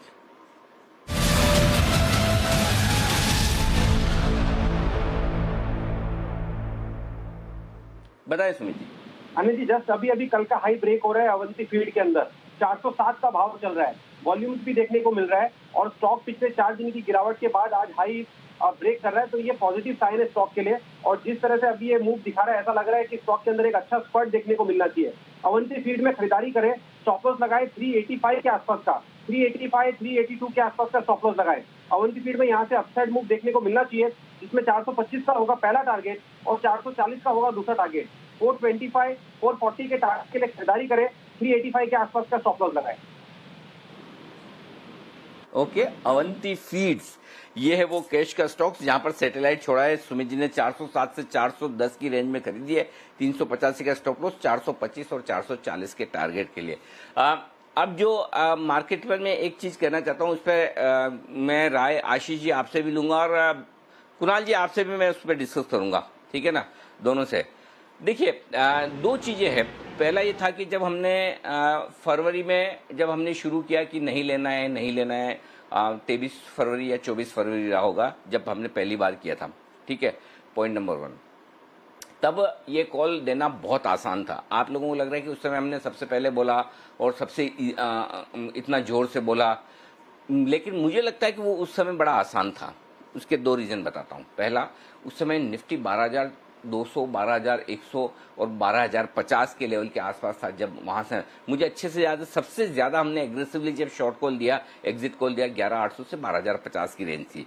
उस समय मार्केट लाइफ टाइम हाई के आसपास थे, तो वहां पर आपको मंदी बोलना बड़ा आसान है, क्योंकि आप बहुत महंगे वैल्यूएशन पे 28 के पी मल्टीपल पर ट्रेड कर रहे हैं। सब लोग तेजी में हैं, प्लस कोरोना फैलना शुरू हुआ था, यूरोप में पहुंचा था, अमेरिका में पहुंचा नहीं था, और आपको समझ में आ रहा है कि पूरे दुनिया में फैलेगा, तो यहाँ से रिस्क रिवॉर्ड रेशियो फेवरेबल नहीं है। बड़ा आसान था। मैं फिर कह रहा हूँ कि उस समय मेरे लिए बड़ा आसान था। अब इस वक्त आप 9,500 9,900 पर शॉर्ट कॉल देना बड़ा मुश्किल काम है। उसकी दो वजह बताता हूँ।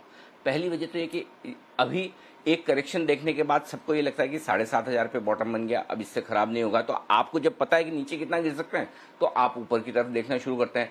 12,000 पे आपको नहीं पता था कि ये कहाँ रुकेगा, 10 पे रुकेगा, 9 पे रुकेगा, 8 पे, 7.5 पे या और नीचे। तो अब आपको ये पता लगता है, अब आप ये मानकर चलते हैं, वो सही है गलत है सेकेंडरी है, पता नहीं, लेकिन आपको ये पता है कि 7,500 हमें बॉटम दिखता है, तो ऑटोमेटिकली आपको कंफर्ट आ जाता है कि अच्छा 7,500 ना, ठीक है, 1,500-2,000 पॉइंट गिर जाएगा तो क्या मेरी कंफर्ट है। वो एक मन में कंफर्ट रहता है, पहली चीज।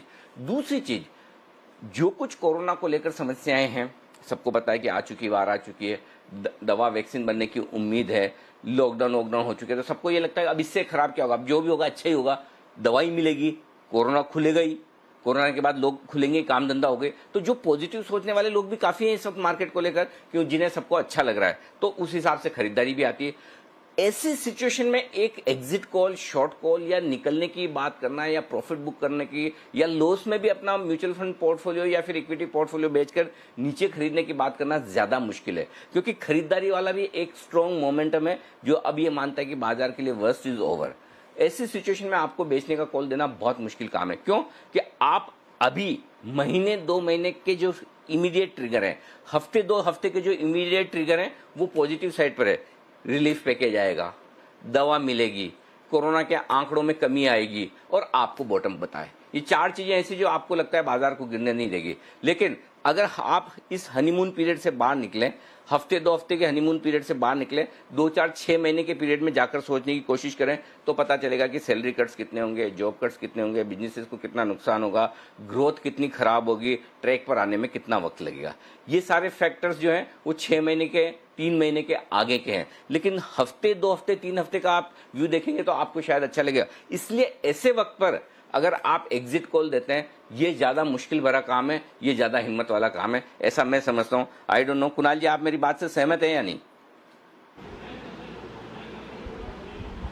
अनिल जी, मैं पार्शियली सहमत हूँ। मेरी राय में अनिल जी आज भी बिकवाली की राय देना मुश्किल काम है, और जब 24 फरवरी को आपने पहली बार बिकवाली की राय दी थी तब इससे भी ज़्यादा मुश्किल काम था, या बराबर ही मुश्किल काम था। क्योंकि अनिल जी देखिए, उस समय किसी को एहसास नहीं था, हम लोग तेज़ी के खुमार में थे, और उस समय ये कहना कि ये जो कोरोना संकट है जिसको हम इतना मामूली ले रहे हैं, ये इतना मामूली नहीं है, इसके बड़े आयाम होंगे। और मुझे याद है अनिल जी, आपने डायलॉग, और उसके बाद भी जब अगले तीसरे दिन वो गिर गया, 200 पॉइंट 400 पॉइंट निफ्टी गिर गई, उसके बाद आपने कहा कि खून के आंसू रोने पड़ेंगे मार्च में। अनिल जी उस समय इतना बड़ा बोल्ड ये जो स्टेटमेंट आपका था, और वो भी नेशनल टीवी पर आपने कहा था कि खून के आंसू रोने पड़ेंगे, और मैं खुद काफ़ी अचरज में था। मैंने कहा ये अनिल जी क्या कह रहे हैं, खून के आंसू उनको मार्च में ऐसी क्या मंदी दिख रही है। और अनिल जी उस समय ये कहना कि इतनी बड़ी गिरावट आएगी, किसी को अनुमान नहीं था, और वाकई में बड़ी गिरावट आई। आज भी फैसला बहुत मुश्किल है अनिल जी, आपकी बात में पूरी तरह सहमत हूँ कि आज बिकवाली की राय देना बहुत मुश्किल काम है, क्योंकि एक इनबिल्ट ह्यूमन स्पिरिट होती है। जब बहुत समय से आप घर में बंद रहते हैं और आप लॉकडाउन में रहते हैं, तो आप चाहते हैं कि सब कुछ ठीक हो जाए। तो वो ऑप्टिमिज्म, बिल्कुल आपकी बात सही है, सभी के मन में है, सब चाहते हैं सब कुछ ठीक हो जाए जल्दी से, और उसके चलते लोग बाय भी कर रहे हैं। लेकिन आज भी ये जो बिकवाली की कॉल आप दे रहे हैं, ये भी उतनी ही बोल्ड है जितनी कि 24 फरवरी की आपकी कॉल। आशीष जी, आपका क्या मानना है? अनिल जी, आई थिंक कुणाल जी ने एकदम परफेक्टली समराइज किया। आपने जब उस समय ये call, I hope I am audible. ये सिर्फ आपकी आवाज आ रही है। जी जी जी जी, सॉरी। हाँ, तो उस समय जब आपने, देखिए आज ये तो पता है आगे अननोन बहुत है, लेकिन आज जो हमारे पास इनपुट्स हैं इस अननोन की तरफ, वो काफी बढ़ चुके हैं। जो फ्लो ऑफ इंफॉर्मेशन है, मैं बहुत डिटेल में नहीं जाऊंगा, बहुत डीप में नहीं जाऊंगा, हर कोने से जो एक बैकग्राउंड है वो बहुत बड़ा है। जब आपने पहली बार बिकवाली का कॉल दिया तब तो इतना नहीं था ना इन्फॉर्मेशन। आपने उस समय काफी बोल्ड होकर चीजों को रिफ्लेक्ट किया, और आज भी आप वही कर रहे हैं ना। आप आज भी ये नहीं कह रहे यार कल परसों कौन सा स्टॉक चलेगा, आप ये बता रहे हैं कि कल परसों क्या होगा। आज आप अपने म्यूचुअल फंड पोर्टफोलियो की बात करते हैं और आप ऐसे एग्जाम्पल सेट करते हैं। तो see Anil ji, this all takes some effort, you know. मैं जैसे बोल रहा था कि मैं बाकी जगह चैनल देखता हूँ, समझता है कि nobody wants to stick the neck out, आज यहां तो कल वहां, but at the end of the day this is what a business channel should do. मतलब as someone who watches a business channel in the morning, in the afternoon, in the evening, I want to understand कि मैं कैसे चीजों को perspective में ले पाऊं। तो वो कोशिश जो आप करते हैं अनिल जी, वो आपको, भाई मैं पिछली बार भी आपको यही बोल रहा था, इनफैक्ट मैं आपसे एक बार 1-on-1 बात करा तो यही बोला था कि आप इतना प्रेशर कैसे मैनेज कर रहे हैं। तो आपने मुझे बोला कि यार कोई चक्कर नहीं है, आराम से कर लेता हूं मैं, कोई इशू नहीं है। So you know like that, so it's not easy, not easy. नहीं नहीं, प्रेशर तो खाली कल ही फर्स्ट टाइम मैंने फील किया, और वो भी इसलिए कि 2-3 मिनट में एकदम से उल्टा पुल्टा हो गया, तो समझ में नहीं आया ये हुआ क्या। अदरवाइज तो कभी मैं प्रेशर फील नहीं करता, ये बात सही है। लेकिन श्रीकांत जी भी करंट मार्केट सिचुएशन पे कुछ अपनी राय रखना चाहते हैं। श्रीकांत जी बोलिए sir. Thank you Anil ji. देखिए, वैसे जो आपने पहली बार बोला था कि सब कुछ बेचना है करके, कुछ भी नहीं लेना है, और वो जो था वो काफी बोल्ड कॉल था, क्योंकि उस वक्त काफी क्लियरली पता नहीं चल रहा था कि ये मार्केट में वीकनेस और कितना आएगा करके। ये दिख रहा था कि वीकनेस है, लेकिन जो आपने लगातार कई दिनों तक उसको जो पकड़ के रखा सेल कॉल को, वो सबसे बड़ी बात है। मुझे लगता है ये लेवल्स पे अगर आप टेक्निकली अगर बात करें, और मैं हमेशा टेक्निकल्स को ज़्यादा वेटेज देता हूँ, तो ये वेव में आप अगर देखेंगे तो 10 में से 7 लोग आपको बोलेंगे कि यहाँ पे बेचना है करके। लेकिन उस वक्त ऐसा था कि 10 में से 3 लोग ही बोल पा रहे थे, या 2 लोग ही बोल पा रहे थे, या तो शायद आप ही बोल पा रहे थे कि कंटिन्यूअसली बेचना है, लेना नहीं है, जो भी उछाला है उसमें भी बेचना है। तो ये काफ़ी इंपॉर्टेंट स्टेटमेंट था, और मुझे लगता है बोल्ड स्टेटमेंट था जो पहले आपने दिया था। अभी मुझे लगता है कि ये सभी वीकनेस है, लेकिन ये वीकनेस अनिल जी ऐसी ही रहेगी। हम मार्केट को 8,000 के करीब देखेंगे। इनफैक्ट मैंने 9,600 के करीब एक बार कॉल दे दिया था कि मुझे लग रहा है कि मार्केट 8,000 हो जाएगा, लेकिन मार्केट 9,900 चला गया था। तो ये मार्केट ऐसे ही रहेगा, ये गिरेगा, इवेंचुअली गिरेगा, शायद 8,000 के करीब जाएगा, 7,500 के काफ़ी करीब जाएगा, लेकिन इसमें ऐसे ही जिगजैग होती रहेगी, और ये हमेशा ट्रेडर्स लोगों को कंफ्यूज रखेगा। तो व्यू एक ही बना के रखना चाहिए, लेकिन जो पहले वाला आपका कॉल था वो काफ़ी बढ़िया था। बिल्कुल ठीक बात है। तो ये है राय आपके लिए। पता नहीं, मुझे इस वाला ज्यादा मुश्किल लग रहा है, मुझे उस समय ज्यादा आसान लगा था। अब हो सकता है जो भी हो, एनीवे हो सकता है उस समय भी यही सिचुएशन रही हो कि इतना मुश्किल कॉल दे रहे हैं, लेकिन उस समय कॉन्फिडेंस लेवल बहुत ज्यादा था। इस वक्त कॉन्फिडेंस लेवल कभी कभी है ना, जब मार्केट 200-300 पॉइंट ऊपर जाता है तो थोड़ा हिलता है मेरा, इसमें कोई डाउट नहीं, सीरियसली बोल रहा हूँ। आइए इस बीच एक बिगुल BTSTT का वागले साहब के लिए।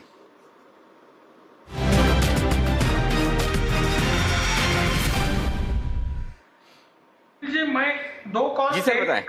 अनिल जी मैं 2 कॉल देना चाहता हूँ, एक बाय और एक सेल, तो दोनों तरफ की बैलेंस हो। बेचना है मुझे हैवेल्स करंट भाव पे 487 पे, 493 का स्टॉप लॉस, और मेरा टारगेट 470 का है। क्लियर कट ब्रेकडाउन है 488 का एक स्विंग लो का। मुझे लगता है 2 से 3% की मूव कल तक आनी चाहिए, तो ये बेच के चले।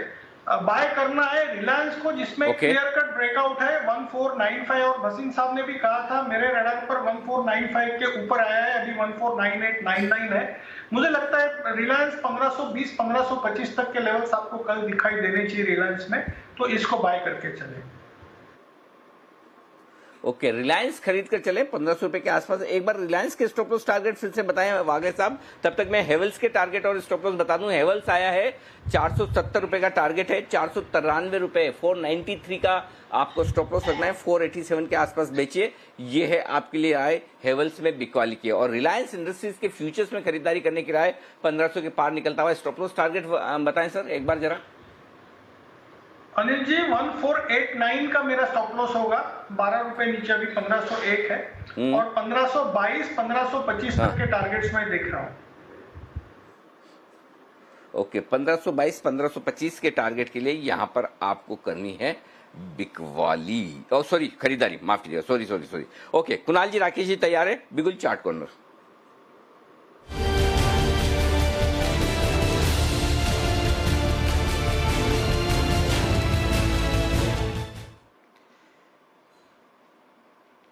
बताएं सर। अनिल जी 1107 रुपए का भाव है, स्टॉक का नाम है MCX, और एक समय पर MCX फ्यूचर ऑप्शंस में होता था, तब हम इसको बहुत एक्टिवली ट्रैक करते थे। आज देखिए MCX को चुनने की अनिल जी वजह यह है कि इसमें एक पैटर्न बना है, बिल्कुल copy book symmetrical triangle pattern daily chart पर बना है, और उसका ब्रेकआउट अभी अभी आते हुए 1100 रुपए के ऊपर दिखाई पड़ रहा है। तो इन स्तरों पर MCX को बाय करना है। Over to Rakesh. अनिल जी बेहतरीन टेक्निकल रिवर्सल है, नीचे में एक डबल क्रॉसओवर देखने को मिला है। यहाँ पर बहुत पॉजिटिव क्रॉसओवर, मोमेंटम इंडिकेटर्स में लीडिंग और लैगिंग दोनों पर। 1087 का स्टॉप लॉस है, 1143 का टारगेट है, और एक बार 1125 के लेवल टपते हैं तब स्टॉप लॉस को ट्रेल करके अपनी खरीद की दाम का लेके आए। बंसल जी, अगर इंग्लिश चैनल होता तो कितनी इंग्लिश बोलते आप? Positive cross over momentum indicator पे लीडिंग एंड लेगिंग, इतने सारे तो बोल डाले एक साथ। हाँ बंसल जी। नहीं अनिल जी, वो तो ये सब तो अनिल जी टेक्निकल रीजन है इसलिए बोल पाया। बचपन में मैंने सुना था कि जो वकील होते हैं ये इंग्लिश में ज़रा करते हैं, इसलिए मैं एडवोकेट बनने नहीं गया अनिल जी, इसलिए मैं एडवोकेट बनने नहीं गया। अच्छा ऐसा है। चलिए बढ़िया है, ढेर सारी मतलब एक साथ नॉन स्टॉप जितनी इंग्लिश आपने बोली काबिले तारीफ है। आइए चंदन जी हमारे साथ फोन लाइन पर है, इस वक्त बजाते हैं उनके लिए बिगुल, छोटा ऑप्शन बड़ी कमाई।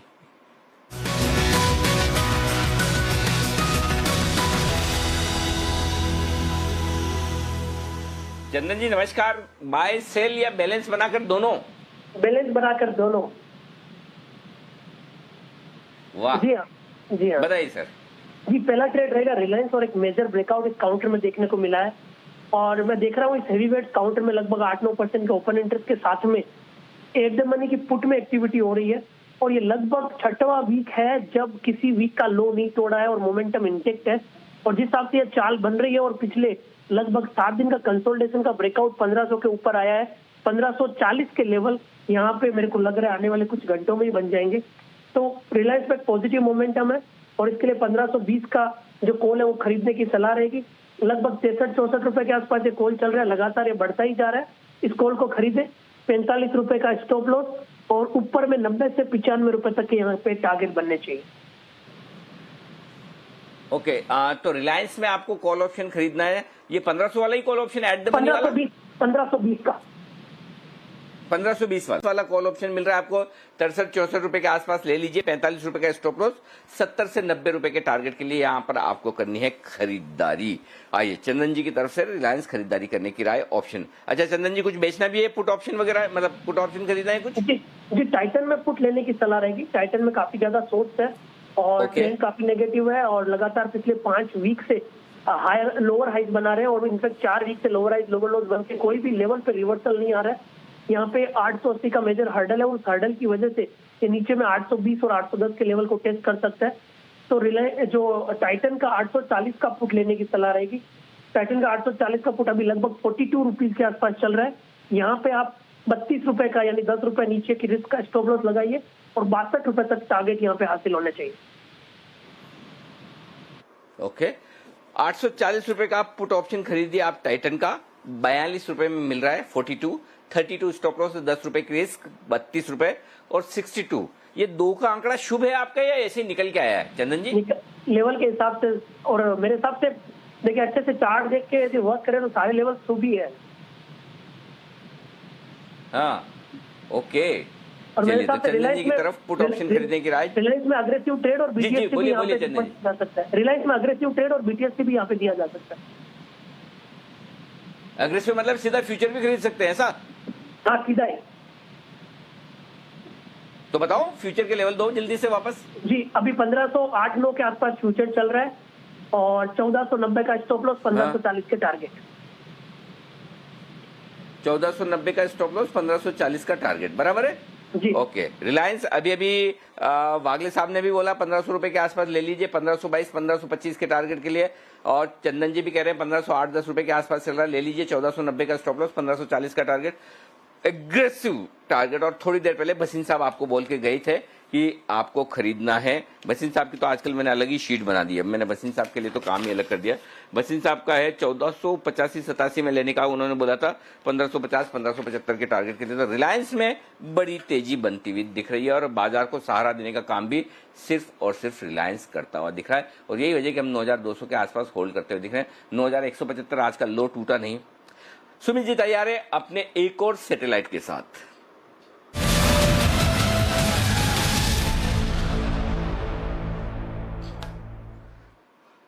बताएं सर। अनिल जी सुबह एलेम्बिक फार्मा दिया था, वो करीब करीब 811 का हाई लग चुका है और अच्छा खासा ऊपर देखने को मिला है। 795 में सुबह रिकमेंड किया था, तो जिनको उसमें प्रॉफिट बुक करना है प्रॉफिट बुक कर ले। और अभी जो स्टॉक रडार पे अनिल जी, वो स्टॉक मैंने अभी मंडे को भी दिया था और मैंने कहा है कि इसके अंदर मुझे लग रहा है लाइफ टाइम हाई लेवल्स लगेंगे। लाइफ टाइम हाई लेवल्स पे चल रहा है और स्टॉक का भाव चल रहा है 550। दीपक नाइट्रेट स्टॉक ने lifetime high level break किया है और उसके अंदर यहाँ से मोमेंटम और बढ़ेगा। 550 का भाव है, ब्रेकआउट है। मंडे को भी बाई दिया था, वहां से कंटिन्यूसली ऊपर चल रहा है और यहाँ से मेरे को लग रहा है अभी और ऊपर के लेवल देखने को मिलेगा। 550 के ऊपर क्लोजिंग देखने को मिलती है तो दीपक नाइट्रेट यहाँ से बहुत बढ़िया अपसाइड स्पर्ट देगा, जिसके अंदर 570-580 के इमीडिएट टारगेट होंगे। मेरे को लगता है ये स्टॉक ऊपर में 600 का लेवल भी जल्दी ही क्रॉस करेगा। 570 580 होंगे इसके इमीडिएट टारगेट। 600 का ओवरऑल टारगेट जिन्होंने बाय ले रखा है वो बिल्कुल होल्ड करें और फ्रेश बाय क्रिएट करें, जिसमें नीचे में ट्रेडिंग के लिहाज से स्टॉप लॉस लगाए 525 से 530 के आसपास का। 570 580 पहला टारगेट और 600 का दूसरा टारगेट। ओके, तो दीपक नाइट्राइट ये है फंडामेंटली मजबूत स्टॉक जो जब भी इसकी रिकमेंडेशन होती है सिद्धार्थ सैदानी साहब याद आ जाते हैं और उनका ही मानना है कि यहाँ पर खरीदारी करनी चाहिए फंडामेंटली, लेकिन तुरंत मोमेंटम के लिहाज से खरीदारी करने की राय सुमित जी की तरफ से। दीपक नाइट्राइट 550-55 की रेंज में खरीद लीजिए। 575 70 80 600 जो भी है आपके लिए टारगेट, ढेर सारे ऊपर के बड़े बनकर आते हुए दिख रहे हैं। 530 के स्टॉप लॉस के साथ आपको करनी है खरीदारी है। बिकॉली का एक और कॉल और इस बार तैयार है श्रीकांत चौहान साहब, उनके लिए बिगुल BTS का।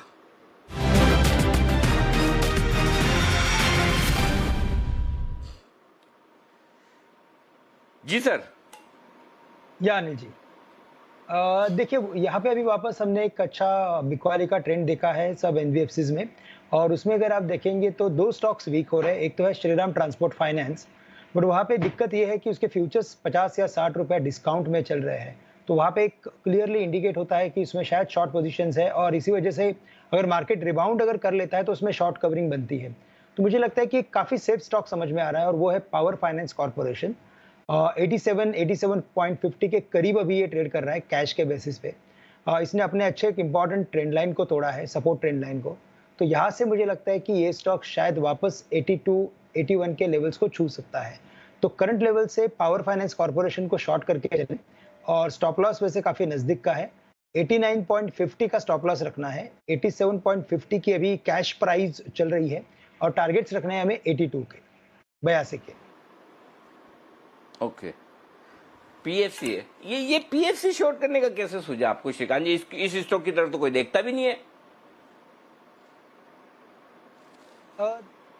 जी मुझे लग रहा है कि जितने भी PFC power public sector enterprises है, उनमें हमेशा एक जो भी रैली होगी उसमें दबाव बनेगा, सेलिंग होगा, काफी सारे जो भी इन्वेस्टर्स है शायद मुझे लगता है कि वो एग्जिट हो रहे हैं, क्योंकि उनमें एक formation lower top lower bottom का बनते जा रहा है, और जैसे वो अपनी इंपॉर्टेंट ट्रेंड लाइन को ब्रेक करते हैं ये स्टॉक्स और गिरते हैं।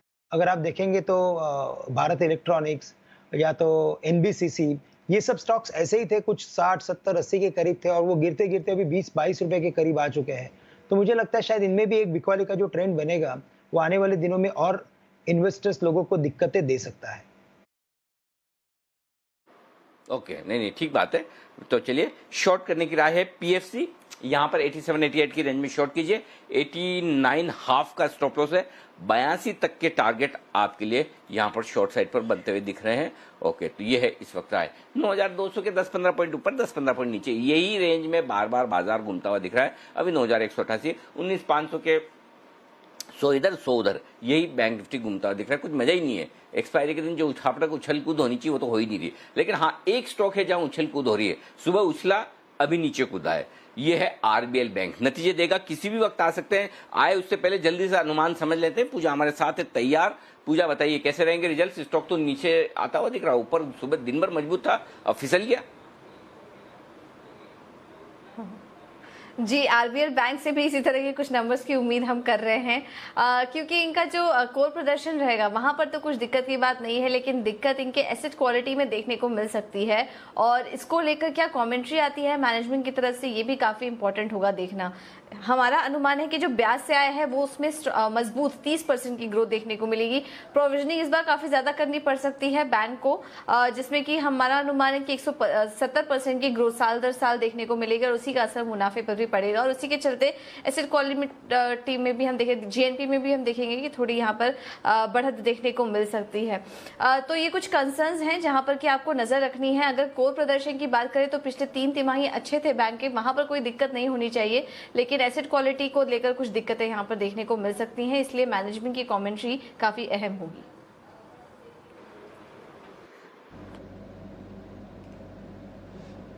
बिल्कुल, तो आरबीएल बैंक के नतीजों पर नजर रहेगी। अच्छा ब्रेकआउट आ रहा था पिछले 2-3 दिनों से इस स्टॉक में, पर आज आप देखें तो थोड़ी मुनाफा वसूली जरूर हो रही है। इस पर नजर डालिए कुकरेजा जी, जिस तरह से आज येस बैंक के नतीजों पर रिएक्शन आया है, इंडसइंड बैंक तेजी में है, आरबीएल बैंक पिछले 2-3 दिनों से अच्छा कर रहा है। क्या लगता है, क्या एक्सपेक्टेशन रहेगी इस बार नतीजों से, क्या रह सकते हैं इनके लिए पेन पॉइंट्स? देखिए, आई थिंक अच्छे से समराइज किया है अभी, लेकिन आई वुड अंडरस्टैंड कि जो कमेंट्री है वो बहुत क्रिटिकल है इस समय किसी भी बैंक की तरफ से, और जो आगे के लिए कैपिटलाइजेशन के जो भी के मायने हैं, किस तरीके से वो आगे बढ़ेंगे, ये दो फैक्टर्स बहुत क्रिटिकल हो चले हैं। अभी मैं कल ही एसबीआई के चेयरमैन साहब का जो इंटरव्यू देख रहा था, अब just to give you a perspective, he was able to tell कि 20 से 25% तक के मोरेटोरियम के जो उनको इंफॉर्मेशन ऑलरेडी उनके सिस्टम में है, विच क्लियरली शोज कि जो अभी प्रेशर बैंक्स पे आगे आने वाले समय में आने वाला है, वो अभी I think he was one of the first bankers who came out and started sharing these numbers. और अगर मैं आपको एक छोटा सा कंपैरिजन देना शुरू करूं, क्यों मैं अभी तो कुछ लेना ही नहीं है, लेकिन लेने में अगर मुझे बैंक में जाना होगा तो क्यों मैं एसबीआई जैसे स्टॉक को प्रेफर करना चाहूंगा। रीजन बीइंग कि अगर आज आप उसका भाव देखें तो 40-45% उसका जो दूसरे बिजनेसेस की वैल्यूएशन आती है। 100 रुपए का अगर मैं बैंकिंग का भाव लेता हूं उसके आसपास, तो मैं एक के भी नीचे की बुक वैल्यू पे बात कर रहा हूं एसबीआई की। सो सी देयर इज इवन इफ कोई कमेंट्री ठीक ठाक आरबीएल की आ गई या कुछ छोटा मोटा मूव आ गया, आपने येस बैंक का एग्जांपल दिया, I don't want to get into in that trade right now believing कि सब ठीक ठाक है। अगर लेना ही है, अभी तो कुछ भी नहीं लेना है तो नीचे में एसबीआई जैसे स्टॉक्स को लेना।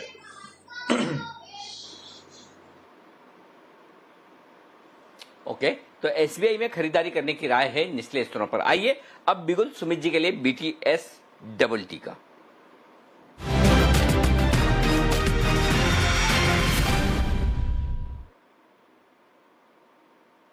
बताएं सुमित जी। नहीं जी, बीटीएसटी में जो स्टॉक अभी रडार पे आया है वो है max financial, MFSL। Max financial के अंदर 4 दिनों से पिछले 4 दिनों से ऊपरी लेवल से गिरावट देखने को मिल रहा है, और आज मार्केट जब रेंज बाउंड घूम रहा है तब मैक्स फाइनेंशियल डेज लो लगा रहा है। कल का लो भी मेरे को लग रहा है कि अब यहाँ से ये ब्रेक हो रहा है, और यहाँ इसके नीचे जैसे ही सस्टेन करेगा 442 के नीचे, तो मैक्स फाइनेंशियल में एक बड़ा डाउनसाइड स्पर्ट देखने को मिल सकता है। जिस तरह का स्ट्रक्चर है चार्ट के ऊपर, उसको देखते हुए मेरे को लगता है कि मैक्स फाइनेंशियल यहाँ से एक अच्छी गिरावट दिखाएगा। 1 से 2 दिनों के लिए ये सेल साइड का ट्रेड रहेगा, जिसपे 430 का होगा पहला टारगेट, और 430 के नीचे अगर ये सस्टेन करता है तो और भी गिरावट बढ़ेगी, और फिर 415 तक का मूव भी हमको MFSL के अंदर देखने को मिल सकता है। तो यहाँ पे सेल का व्यू लेके काम करें, 455 460 के आसपास का स्टॉप लॉस लगाए, नीचे में 430 और 415 ये लेवल MFSL के अंदर देखने को मिल सकते हैं 1 से 2 दिनों के अंदर। ओके, MFSL 430 415 के टारगेट के साथ यहां पर करें आप बिकवाली मैक्स फाइनेंशियल। आइए एक और स्टॉक पर, एक स्टॉक नहीं, एक थीम पर फोकस करते हैं, एक खबर पर फोकस करते हैं जिसका असर कई सारे स्टॉक्स पर पड़ता है, और वो है ऑटो से जुड़ी हुई, ऑटो एंसिलरी से जुड़ी हुई एक खबर। BMW नाम तो सुना ही होगा, जो जानी मानी लग्जरी कार कंपनी, लिस्टेड नहीं है, इसका मतलब ये मत समझिए कि आपने नाम नहीं सुना। BMW ने अपना गाइडेंस घटाया है, काटा है, ठीक है। तो पहली चीज तो ये कि BMW ने क्या गाइडेंस घटाया है, और दूसरा उनके गाइडेंस घटाने से हमारे यहाँ लिस्टेड कौन सी कंपनियों पर असर पड़ेगा। उन्होंने मार्जिन का गाइडेंस घटाया। ये पूरी डिटेल लेकर हमारे साथ कुशल तैयार हैं, और जब तक अगर आपका इंटरेस्ट पूरा ये सब जानने में है कि क्या गाइडेंस काटा है, कितना काटा है, किस कंपनी पर असर पड़ेगा, तो पूरा ध्यान से सुनिए रिसर्च। और अगर आपका इंटरेस्ट उसमें कम है तो ये अच्छी अच्छी खूबसूरत बढ़िया एकदम चमचमाती हुई कारें देखिए साथ में फुटेज में चल रही। कुशल बताइए। बिल्कुल अनिल जी, तो कोरोना वायरस का जो इम्पैक्ट है वो अब लग्जरी कार मार्केट में आता हुआ साफ साफ नजर आ रहा है। जर्मन कार ऑटोमेकर BMW ने कल जो है अपनी गाइडेंस, मार्जिन गाइडेंस घटा दी है, और ये जो नंबर है अगर आप बात करें तो 0 to 3% की गाइडेंस अब उन्होंने कर दी है, और पहले उन्होंने 2 से 4% की गाइडेंस रखी थी। तो सीधा सीधा जो है 2 से 2.5% का कट आपको इनके मार्जिन गाइडेंस में आता हुआ नजर आएगा 2020 के लिए। इसके अलावा इनका एक मोटरसाइकिल डिवीजन भी है, वहां पर भी भी उन्होंने करीब 3% मार्जिन गाइडेंस जो है वो कट कर दी है। और इसका इम्प्लीकेशन ये बता रहे हैं कि जो दूसरी तिमाही है 2020 की, वहाँ पर सबसे ज़्यादा इम्पैक्ट जो है इनकी बिक्री पर आता हुआ नजर आएगा। इनफैक्ट एक आंकड़ा अगर मैं बताऊं तो अप्रैल महीने में ब्रिटेन में 97% कार रजिस्ट्रेशन जो है वो घटती हुई नजर आई थी, और वहीं फ्रांस का भी नंबर देखें तो वो भी लगभग 90% का फॉल जो है इनकी कार रजिस्ट्रेशन में देखने को मिला था। तो कहीं ना कहीं जो लग्जरी कार मार्केट है वो काफ़ी ज़्यादा इम्पैक्टेड है। इनफैक्ट जो पहले BMW अनुमान करके चल रहा था कि डिमांड में इतनी परसेंटेज गिरावट आएगी, उसके मुकाबले कहीं और ज़्यादा गिरावट जो है वो अब अनुमान करके चल रहे हैं, और यही वजह है कि उन्होंने मार्जिन गाइडेंस अपनी कट कर दी है। इसका सीधा इम्प्लीकेशन जो भी BMW के सप्लायर्स हैं, तो इंडियन कंपनीज लीजिए या बाकी विदेशों में और भी कंपनी लीजिए, वहाँ पर सीधा सीधा इम्पैक्ट आता हुआ नजर आएगा, जिसमें फोर्स मोटर्स पहली है। ये जो है मर्सिडीज और BMW दोनों लग्जरी कार सेगमेंट में डील करने वाली कंपनियों के लिए इंजन्स बनाती है। दूसरा मदरसन सुमी, यहाँ पर अगर आप देखें तो इनके कुल आय का 5 से 7% हिस्सा BMW से आता है, तो वहाँ पर भी एक सिग्निफिकेंट इम्पैक्ट आपको आता हुआ नजर आ सकता है। इनफैक्ट इनकी जो ग्राहक सूची है मदरसन सुमी की, वो और भी बड़ी है लग्जरी कार सेगमेंट में, जैसे वोक्सवैगन हो गया, ऑडी हो गया। इसके अलावा अगर आप टाटा मोटर्स देखें तो 75% रेवेन्यू इनका लग्जरी कार सेगमेंट JLR से आता है। तो जाहिर सी बात है कि ये जो भी लग्जरी कार सेगमेंट में डील करने वाली कंपनियां, चाहे वो सप्लायर्स हो या OEMs हो, उन पर सीधा सीधा इम्पैक्ट जो है इस मार्जिन गाइडेंस का आता हुआ नजर आएगा। ओके, तो ये है आपके लिए BMW ने जो गाइडेंस घटाया उसका असर कई सारी कंपनियों पर पड़ता हुआ दिख रहा है। ये डिटेल रिसर्च आपके लिए लेकर आए। ऐसी एक बड़ी इंटरेस्टिंग रिसर्च और आशीष लेकर आने वाले हैं, लेकिन उससे पहले श्रीकांत चौहान साहब कह रहे हैं कि वो देना चाहते हैं एक BTS डबल टी कॉल। पहले उनके पास चलेंगे।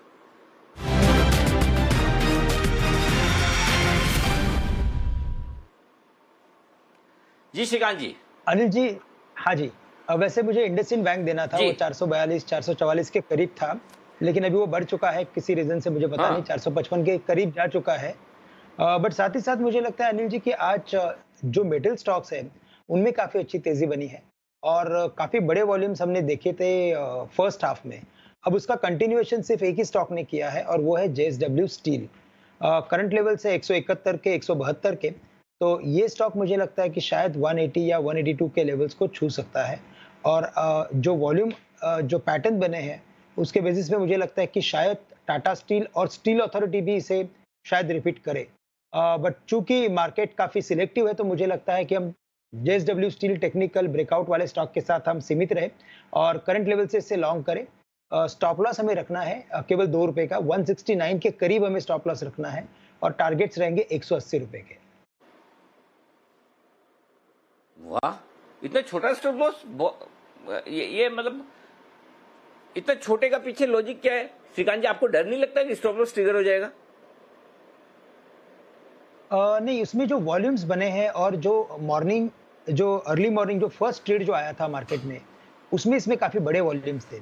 तो उस वॉल्यूम को अगर सेकेंड हाफ में अगर कंटिन्यूएशन पैटर्न में अगर कोई भी स्टॉक कंटिन्यू करता है तो उसमें तेजी अच्छी बनती है। जैसे अभी आपने कुछ स्टॉक्स डिस्कस किए।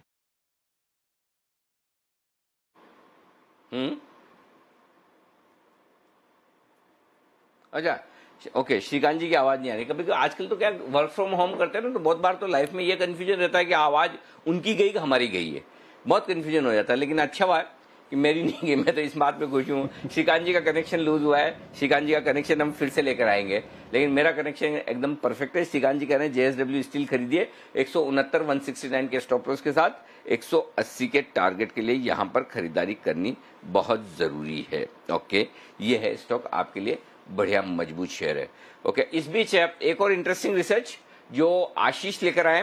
बंसल जी जरा ध्यान से सुनिएगा, ये रिसर्च आपके बहुत काम की है, और वैसे बहुत लोगों को ये पसंद नहीं आएगी, लेकिन जो है वो है, क्या करें, हमारे पास कोई इलाज तो है नहीं, बतानी तो पड़ेगी। आशीष जी बता दीजिए, आशीष जी बता दें क्या क्या जानकारी आप लेकर आए हैं बंसल जी और बाकी लोगों के लिए। आशीष जी, लिकर सेक्टर पर रिसर्च है। आप देखिए कि जैसे कि हमने आपको मंगलवार को बताया था कि दिल्ली में जो एक्साइज ड्यूटी है इसे करीब 70% बढ़ा दिया गया है। हमने आपको ये भी बताया था कि आगे जो दूसरे स्टेट्स हैं वो भी इसे फॉलो करते हुए नजर आएंगे। क्योंकि अनिल जी ये देखिए काफ़ी ज़्यादा महत्वपूर्ण है स्टेट्स के लिए। अगर आप देखें तो ऑलमोस्ट 15 to 20% जो सभी राज्यों की रेवेन्यू है वो शराब पर लगे एक्साइज से आती है। काफ़ी मेजर कंट्रीब्यूटर है स्टेट्स की रेवेन्यू में। ऐसे में जब सारा व्यापार ठप पड़ा है, स्टेट्स के पास आमदनी का कोई साधन नहीं है, तो एक बहुत ही सिंपल तरीका बन जाता है कि आप शराब पर एक्साइज लगा दें। और क्योंकि इन इलास्टिक डिमांड है, कोई ना कोई काफ़ी सारे ऐसे लोग हैं जो 70% कीमतें बढ़ने के बाद भी खरीदारी कर रहे हैं। कतारें तो हैं, अभी भी कतारें कम हुई हैं, लेकिन कतारें जारी हैं। साथ ही आप ये देखिए कि दूसरे स्टेट्स ने भी इसको काफ़ी ज़्यादा प्रोएक्टिवली फॉलो करते हुए नजर आए।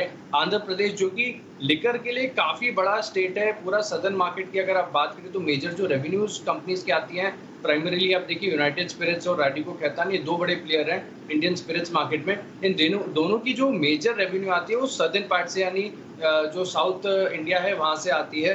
आंध्र प्रदेश में करीब 75% एक्साइज ड्यूटी बढ़ा दी गई, पश्चिम बंगाल में 30%, राजस्थान में 10%, और जैसा कि हमने आपको बताया कि दिल्ली में तो 70% की बढ़ोतरी सबसे पहले की गई थी। उत्तर प्रदेश को भी सिग्निफिकेंट आय आती है शराब पर लगे टैक्सेस से, वहाँ पर एक्साइज नहीं लगती। वहाँ पर प्रति बोतल या कंट्री लिकर है, इंडियन मेड फॉरेन लिकर है, विदेशी स्पिरिट है, उसके हिसाब से होता है। कंट्री लिकर पर करीब 5 रुपए बढ़ा दिए गए हैं, इंडियन मेड फॉरेन लिकर पर करीब 10 से लेकर 50 रुपए बढ़ाए हैं, और 180 ml जो कि विदेशी लिकर के जो वेरिएंट्स हैं उस पर करीब 200 रुपए, और 180 ml से ऊपर पर 400 रुपए बढ़ा दिए गए हैं। तो इससे राज्यों की ना भरपूर कमाई होती हुई नजर आई है, क्योंकि कर्नाटक में देखें तो मंगलवार तक 2 दिन के अंदर ही करीब 197 करोड़ की कमाई होगी। महाराष्ट्र में तो पूरी 2 दिन भी बिक्री हो नहीं पाई थी, रात को ही नोटिफिकेशन आ गया और शराब की दुकानें इमरजेंसी में बंद करानी पड़ गई, और फिर भी आप देखें तो करीब 62 करोड़ की आय हो गई। आसाम की करीब 50 करोड़ की आय हो गई। लेकिन ये जो पूरी सिचुएशन सामने आ रही है ये काफ़ी ज़्यादा चिंताजनक हो सकती है लिकर कंपनीज के लिए, क्योंकि वैसे ही एक कहा जा रहा है कि कंज्यूमर डिस्क्रिशनरी स्पेस में काफ़ी ज़्यादा स्लो डाउन देखने को मिल सकता है, और ऐसे में इतनी एक्साइज में बढ़ोतरी ये भी इंडिकेट करती है कि आगे भी जाके इनकी बिक्री पर और जो मार्जिन है इसके ऊपर काफ़ी ज़्यादा इम्पैक्ट देखने को मिल सकता है।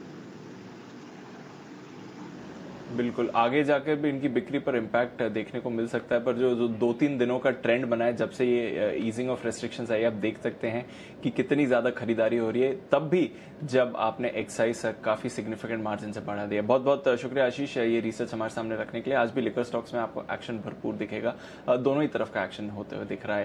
पर 3:20 हो गए हैं, आखिरी 10 मिनट बाकी हैं ट्रेड के लिए। जान लेते हैं बिगुल के बाद अनिल जी की फाइनल स्ट्रैटेजी।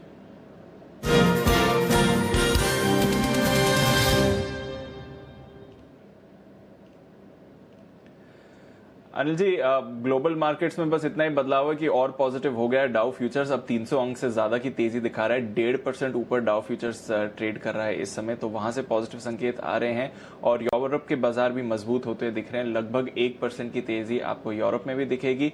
कच्चे तेल में एक बार फिर से बड़ा उछाल आया है, कल 5 दिन के बाद हल्की सी गिरावट हुई थी, अब पूरा बाउंस बैक आ गया है, 6% ऊपर है नाइमेक्स इस समय, और वहीं 4.5% ऊपर ब्रेंट है $31 के पार। तो काफी पॉजिटिव ग्लोबल क्यूज आ रहे हैं सर। बिल्कुल, और ऐसे में भारतीय बाजार जो कमजोर है वो एक्सपायरी का प्रेशर है। तो दीप 2 चीजें मैं कहना चाहता हूँ। एक तो ये कि अगर आपकी मंदी की पोजीशन है तो एक बार मंदी की पोजीशन काट लें, क्योंकि 4 दिन कमोवेश कल का थोड़ा निकाल दें। कल भी ऐसा नहीं कोई अफलातून तेजी हुई हो, निचले स्तरों से रिकवर अच्छे हुए थे, तो एक बार आपको मंदी की पोजीशन काट लेनी चाहिए, क्योंकि जिस तरह से ग्लोबल मार्केट्स मजबूत है, अगर अब ये अलग बात है कि आजकल रोज डाउ है ना आखिरी 1 घंटे में अपने गेंस गंवा देता है, लेकिन आज 300 पॉइंट की तेजी काफी अच्छी दिख रही है, ये मजबूती ठीक है। तो कम से कम आपको शॉर्ट के साथ जाना थोड़ा रिस्की ज्यादा है, या तो आप न्यूट्रल होके जाएं, ज्यादा बढ़िया है, या फिर आप शॉर्ट मेरे ख्याल से कल के लिए देखें, ज्यादा बेहतर होगा।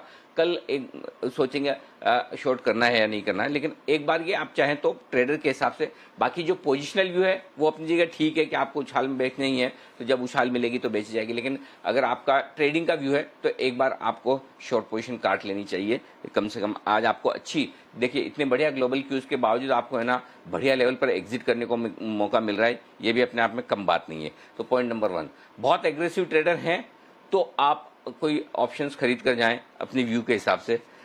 व्यू मंदी का है, 9000 का पुट ऑप्शन खरीदिए। व्यू तेजी का है, 9400 का कॉल ऑप्शन खरीदिए। मेरा मानना तो ये कि कुछ ना करें तो बेहतर है, आराम से शांति से बैठिए। हाँ, स्टॉक स्पेसिफिकेशन पूरा है तो अगर आप चाहें तो रिलायंस का कॉल ऑप्शन खरीद कर जा सकते हैं, जहां पर 1500 के ऊपर की क्लोजिंग हो रही है, वो बढ़िया क्लोजिंग होती हुई दिख रही है। तो मंदी करने और तेजी करने के लिए आज से स्टॉक्स पर इस वक्त फोकस करिए, बजाय आप किसी फोकस करें इंडेक्स पे। तो मेरे ख्याल से इंडेक्स को आज छोड़ने ज्यादा बेहतर होगा। दीप,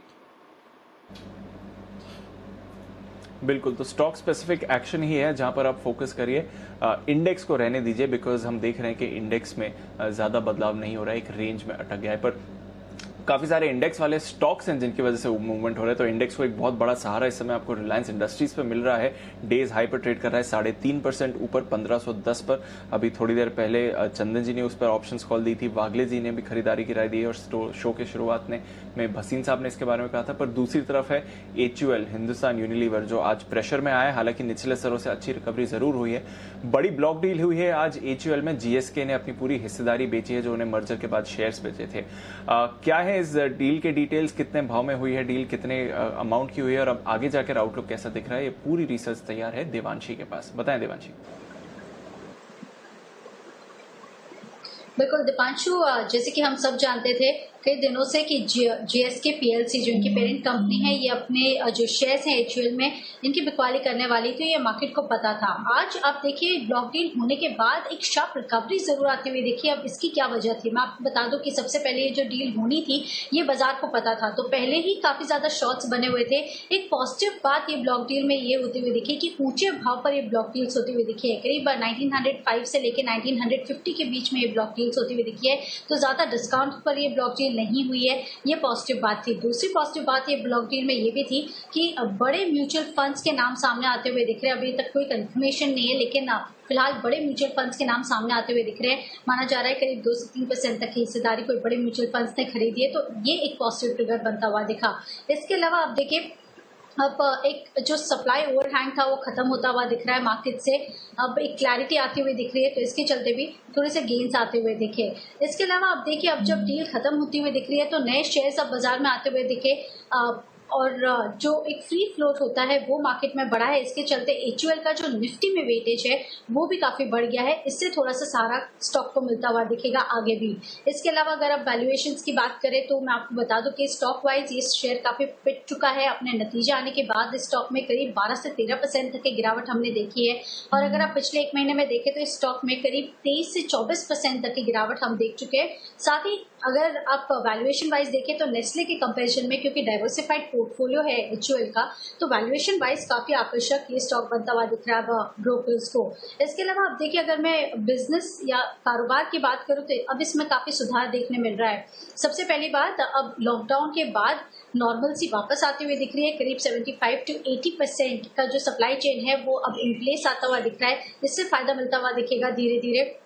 और इसके अलावा जो चौथे तिमाही के नतीजे हैं वो कमजोर जरूर आए थे, लेकिन अगर आप इनकी पोर्टफोलियोज में देखें तो करीब 80% का इनका पोर्टफोलियो में मार्केट शेयर बढ़ता हुआ दिखा है, करीब 50 बेसिस पॉइंट यानी आधे % तक के मार्केट शेयर बढ़े हैं इनके सारे पोर्टफोलियो में। ये पॉजिटिव ट्रिगर था। कंपनी के पास काफी कैश है, 3000 करोड़ से ज्यादा का कैश है कंपनी के पास, तो इनको कैश फ्लो से ज्यादा दबाव नहीं पड़ता हुआ दिख रहा है। और आप देखिए नतीजों के बाद डिलीवरी वॉल्यूम्स कितने ज्यादा बढ़ते हुए दिखे, वैल्यूएशन वाइज भी थोड़ा अट्रैक्टिव होता हुआ दिखा, और उसके बाद करीब 40-42% के डिलीवरी वॉल्यूम्स हम पिछले 5 दिन से देख रहे हैं, तो इसके चलते भी हम देख रहे हैं काफी आकर्षक ये स्टॉक बनता हुआ दिख रहा है। और आज ही के दिन में इंटरेस्टिंगली 72-73% के डिलीवरी वॉल्यूम्स हम HUL के स्टॉक में देख रहे हैं दीपांशु। बिल्कुल, तो हाई डिलीवरी वॉल्यूम्स हैं ऑफ कोर्स, और बड़ी ब्लॉक डील हुई है HUL में। इंटरेस्टिंग बात यह है कि एक तो हायर एंड पर जितने जो ज़्यादा बड़े ट्रेड थे, ऑलमोस्ट 75% स्टेक हायर एंड पर बिका है, यानी कि 1950 पर, और फिर उसके बाद हमने देखा है कि लगभग निचले स्तरों से 5% की रिकवरी आई है HUL में। बहुत बहुत शुक्रिया उसके लिए देवांशी। एक और बल्क डील हुई है, जैसी देवांशी हमें HUL के बारे में बता रही थी, 23 लाख शेयर्स की BHEL 23 रुपए पर ही शेयर ट्रेड कर रहा है, और 23 लाख शेयर्स की बल्क डील हुई है BHEL में, तो वहां पर भी आप नजर रखिए। आशीष जी, एक क्विक कमेंट HUL पर, क्या आज की गिरावट में आपने खरीदारी करी है या फिर इन दामों पर HUL खरीदना चाहिए? देखिए इंटरेस्टिंग है, जरूर गिरावट हो चुकी है। और अब आप एक चीज समझ लीजिए, जो डिस्क्रिशनरी फ्रंट की कंपनीज हैं वहां पर आपको इंटरेस्ट जरूर बना रहेगा मार्केट का। जैसे मैंने बोल रहा हूं कि थीम एक ही है, इस लेवल पे लेना नहीं है, लेकिन अगर एक लिस्ट बनाई हमने तो उस लिस्ट में HUL का नाम बहुत एकदम टॉप पे आएगा। मुझे लगता है कि क्योंकि ये डील की वजह से जो भाव नीचे आए हैं जरूर अट्रैक्टिव हो चला है। इनफैक्ट अगर आप थोड़ा और पेशेंस दिखा सकते हैं तो इन लेवल्स पे भी आप ले सकते हैं। मैं नहीं ले रहा हूं, लेकिन अगर ये और मार्केट थोड़ा करेक्ट करती है, यहां से मैं ज्यादा डाउनफॉल HUL में नहीं देखता हूं। And it's at a very good price और ये एक अच्छा इन्वेस्टमेंट स्टॉक हो चुका है इस भाव पे। ओके, तो ये है आपके लिए। अच्छा, आइए अब आखिरी 1 मिनट बचा है। 9,200 से थोड़ा सा ऊपर बंद होने की कोशिश हो रही है निफ्टी की, और 19,500 से थोड़ा सा ऊपर बंद होने की कोशिश हो रही है बैंक निफ्टी की। आपके सामने जल्दी से मैं अपडेट दे दूं क्या क्या एक्शन आज आपके लिए। सरकारी कंपनियों पर रहा दबाव। आज के टॉप लूजर्स में 3 सरकारी कंपनियां, इनफैक्ट 5 में से 4 सरकारी कंपनियां हैं। NTPC, ONGC, BPCL और गेल, ये 4 स्टॉक ऐसे हैं जो कमजोरी के साथ बंद हुए हैं। सिर्फ एक और जो प्राइवेट सेक्टर से है वो है कोटक बैंक, जो 0.4% नीचे बंद हुआ है, ये कमजोर। भारतीय एयरटेल जो कल इतना मजबूत था, आज पूरी की पूरी प्रॉफिट बुकिंग आ गई 3% नीचे। टाइटन आज फिर से 3% नीचे बंद होता हुआ दिखा है। ये गिरने वाले। बढ़ने वाले क्या है? भारतीय इंफ्राटेल, ये मजा है। भारतीय एयरटेल नीचे, भारतीय इंफ्राटेल टॉप गेनर 7% ऊपर। इंडसइंड बैंक ये 6% मजबूत बंद होता हुआ दिख रहा है। JSW steel, Adani port, Mahindra and Mahindra, Reliance 1512, क्या बात है, डे हाई पर बंद हो रहा है। तो निफ्टी को नहीं गिरने देने में सबसे बड़ा कंट्रीब्यूशन रिलायंस के रहा है। एक्सिस बैंक जो कल काफी कमजोर था, आज 2% मजबूत बंद होने के संकेत दे रहा है। तो ये सारे स्टॉक्स हैं जहां पर एक्शन आज है। आइए वायदा कारोबार के शेयर, जो कमजोर शेयर पहले बता दो, NBFC फिर से कमजोर हो गए, लेकिन आज कमजोरी में सबसे टॉप लूजर है वो है वागले साहब की पसंद जस्ट डायल। जो वागले साहब ने आज सुबह जस्ट डायल शॉर्ट करने की राय दी थी, 330 का टारगेट दिया था, लगभग वो टारगेट हासिल हो चुका है। 331 रुपए लाइट, हम सुबह से बात कर रहे थे, ये कमजोर हुआ है। तो पीडीलाइट, गोदरेज कंज्यूमर, हैवेल्स, इसके अलावा Colgate Palmolive, Berger paints, Asian paints, जितने भी कंजम्पशन से जुड़े स्टॉक है आज सारे कमजोर रहे हैं। Point number. सरकारी कंपनियों की बात मैं कर ही चुका हूँ, ये कमजोर रहे हैं। बैंक्स में कोटक बैंक ये कमजोर रहा है, कोटक में 4% का नुकसान रहा है, यहाँ से भी थोड़ा दबाव आया है। NBFCs में मिला जुला सा रुझान है, जैसे श्रीराम ट्रांसपोर्ट फाइनेंस, फिर आपका PFC, ये कुछ NBFCs कमजोर हुई तो कुछ मजबूत भी हुई। आइए मजबूत शेयर बता दें। यस बैंक आज का टॉप गेनर है वायदा कारोबार में 7% की मजबूती के साथ। उसके ठीक पीछे इंफ्राटेल है और ठीक पीछे इंडसइंड बैंक भी 7% मजबूत बंद हुआ है। एस्कॉर्ट्स में अच्छी तेजी रही 4% की। अदानी पोर्ट 4% मजबूत बंद हुआ है।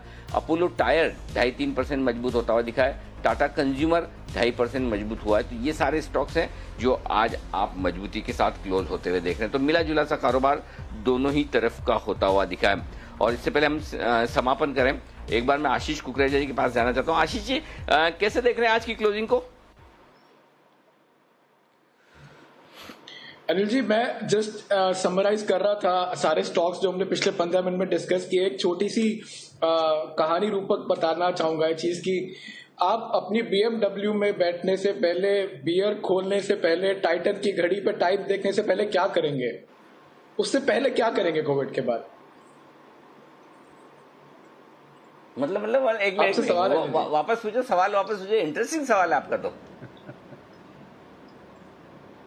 BMW, आपने आपकी BMW खोली, उसमें आप बैठे, एक बियर खोली और टाइटन की घड़ी पे आपने टाइम देखा। उससे पहले आपका कोविड के बाद एक चीज क्या करेंगे?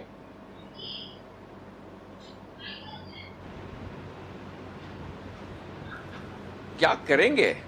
सबसे पहले आजकल तो अभी घर से बाहर निकलने के पहले वो मतलब हैंड सैनिटाइजर और ये सेफ्टी सिक्योरिटी, कोविड के बाद है ना, मन में अभी भी आप पहली बार निकलेंगे तो वो डर तो रहेगा भाई, देखो कुछ भी बोलो।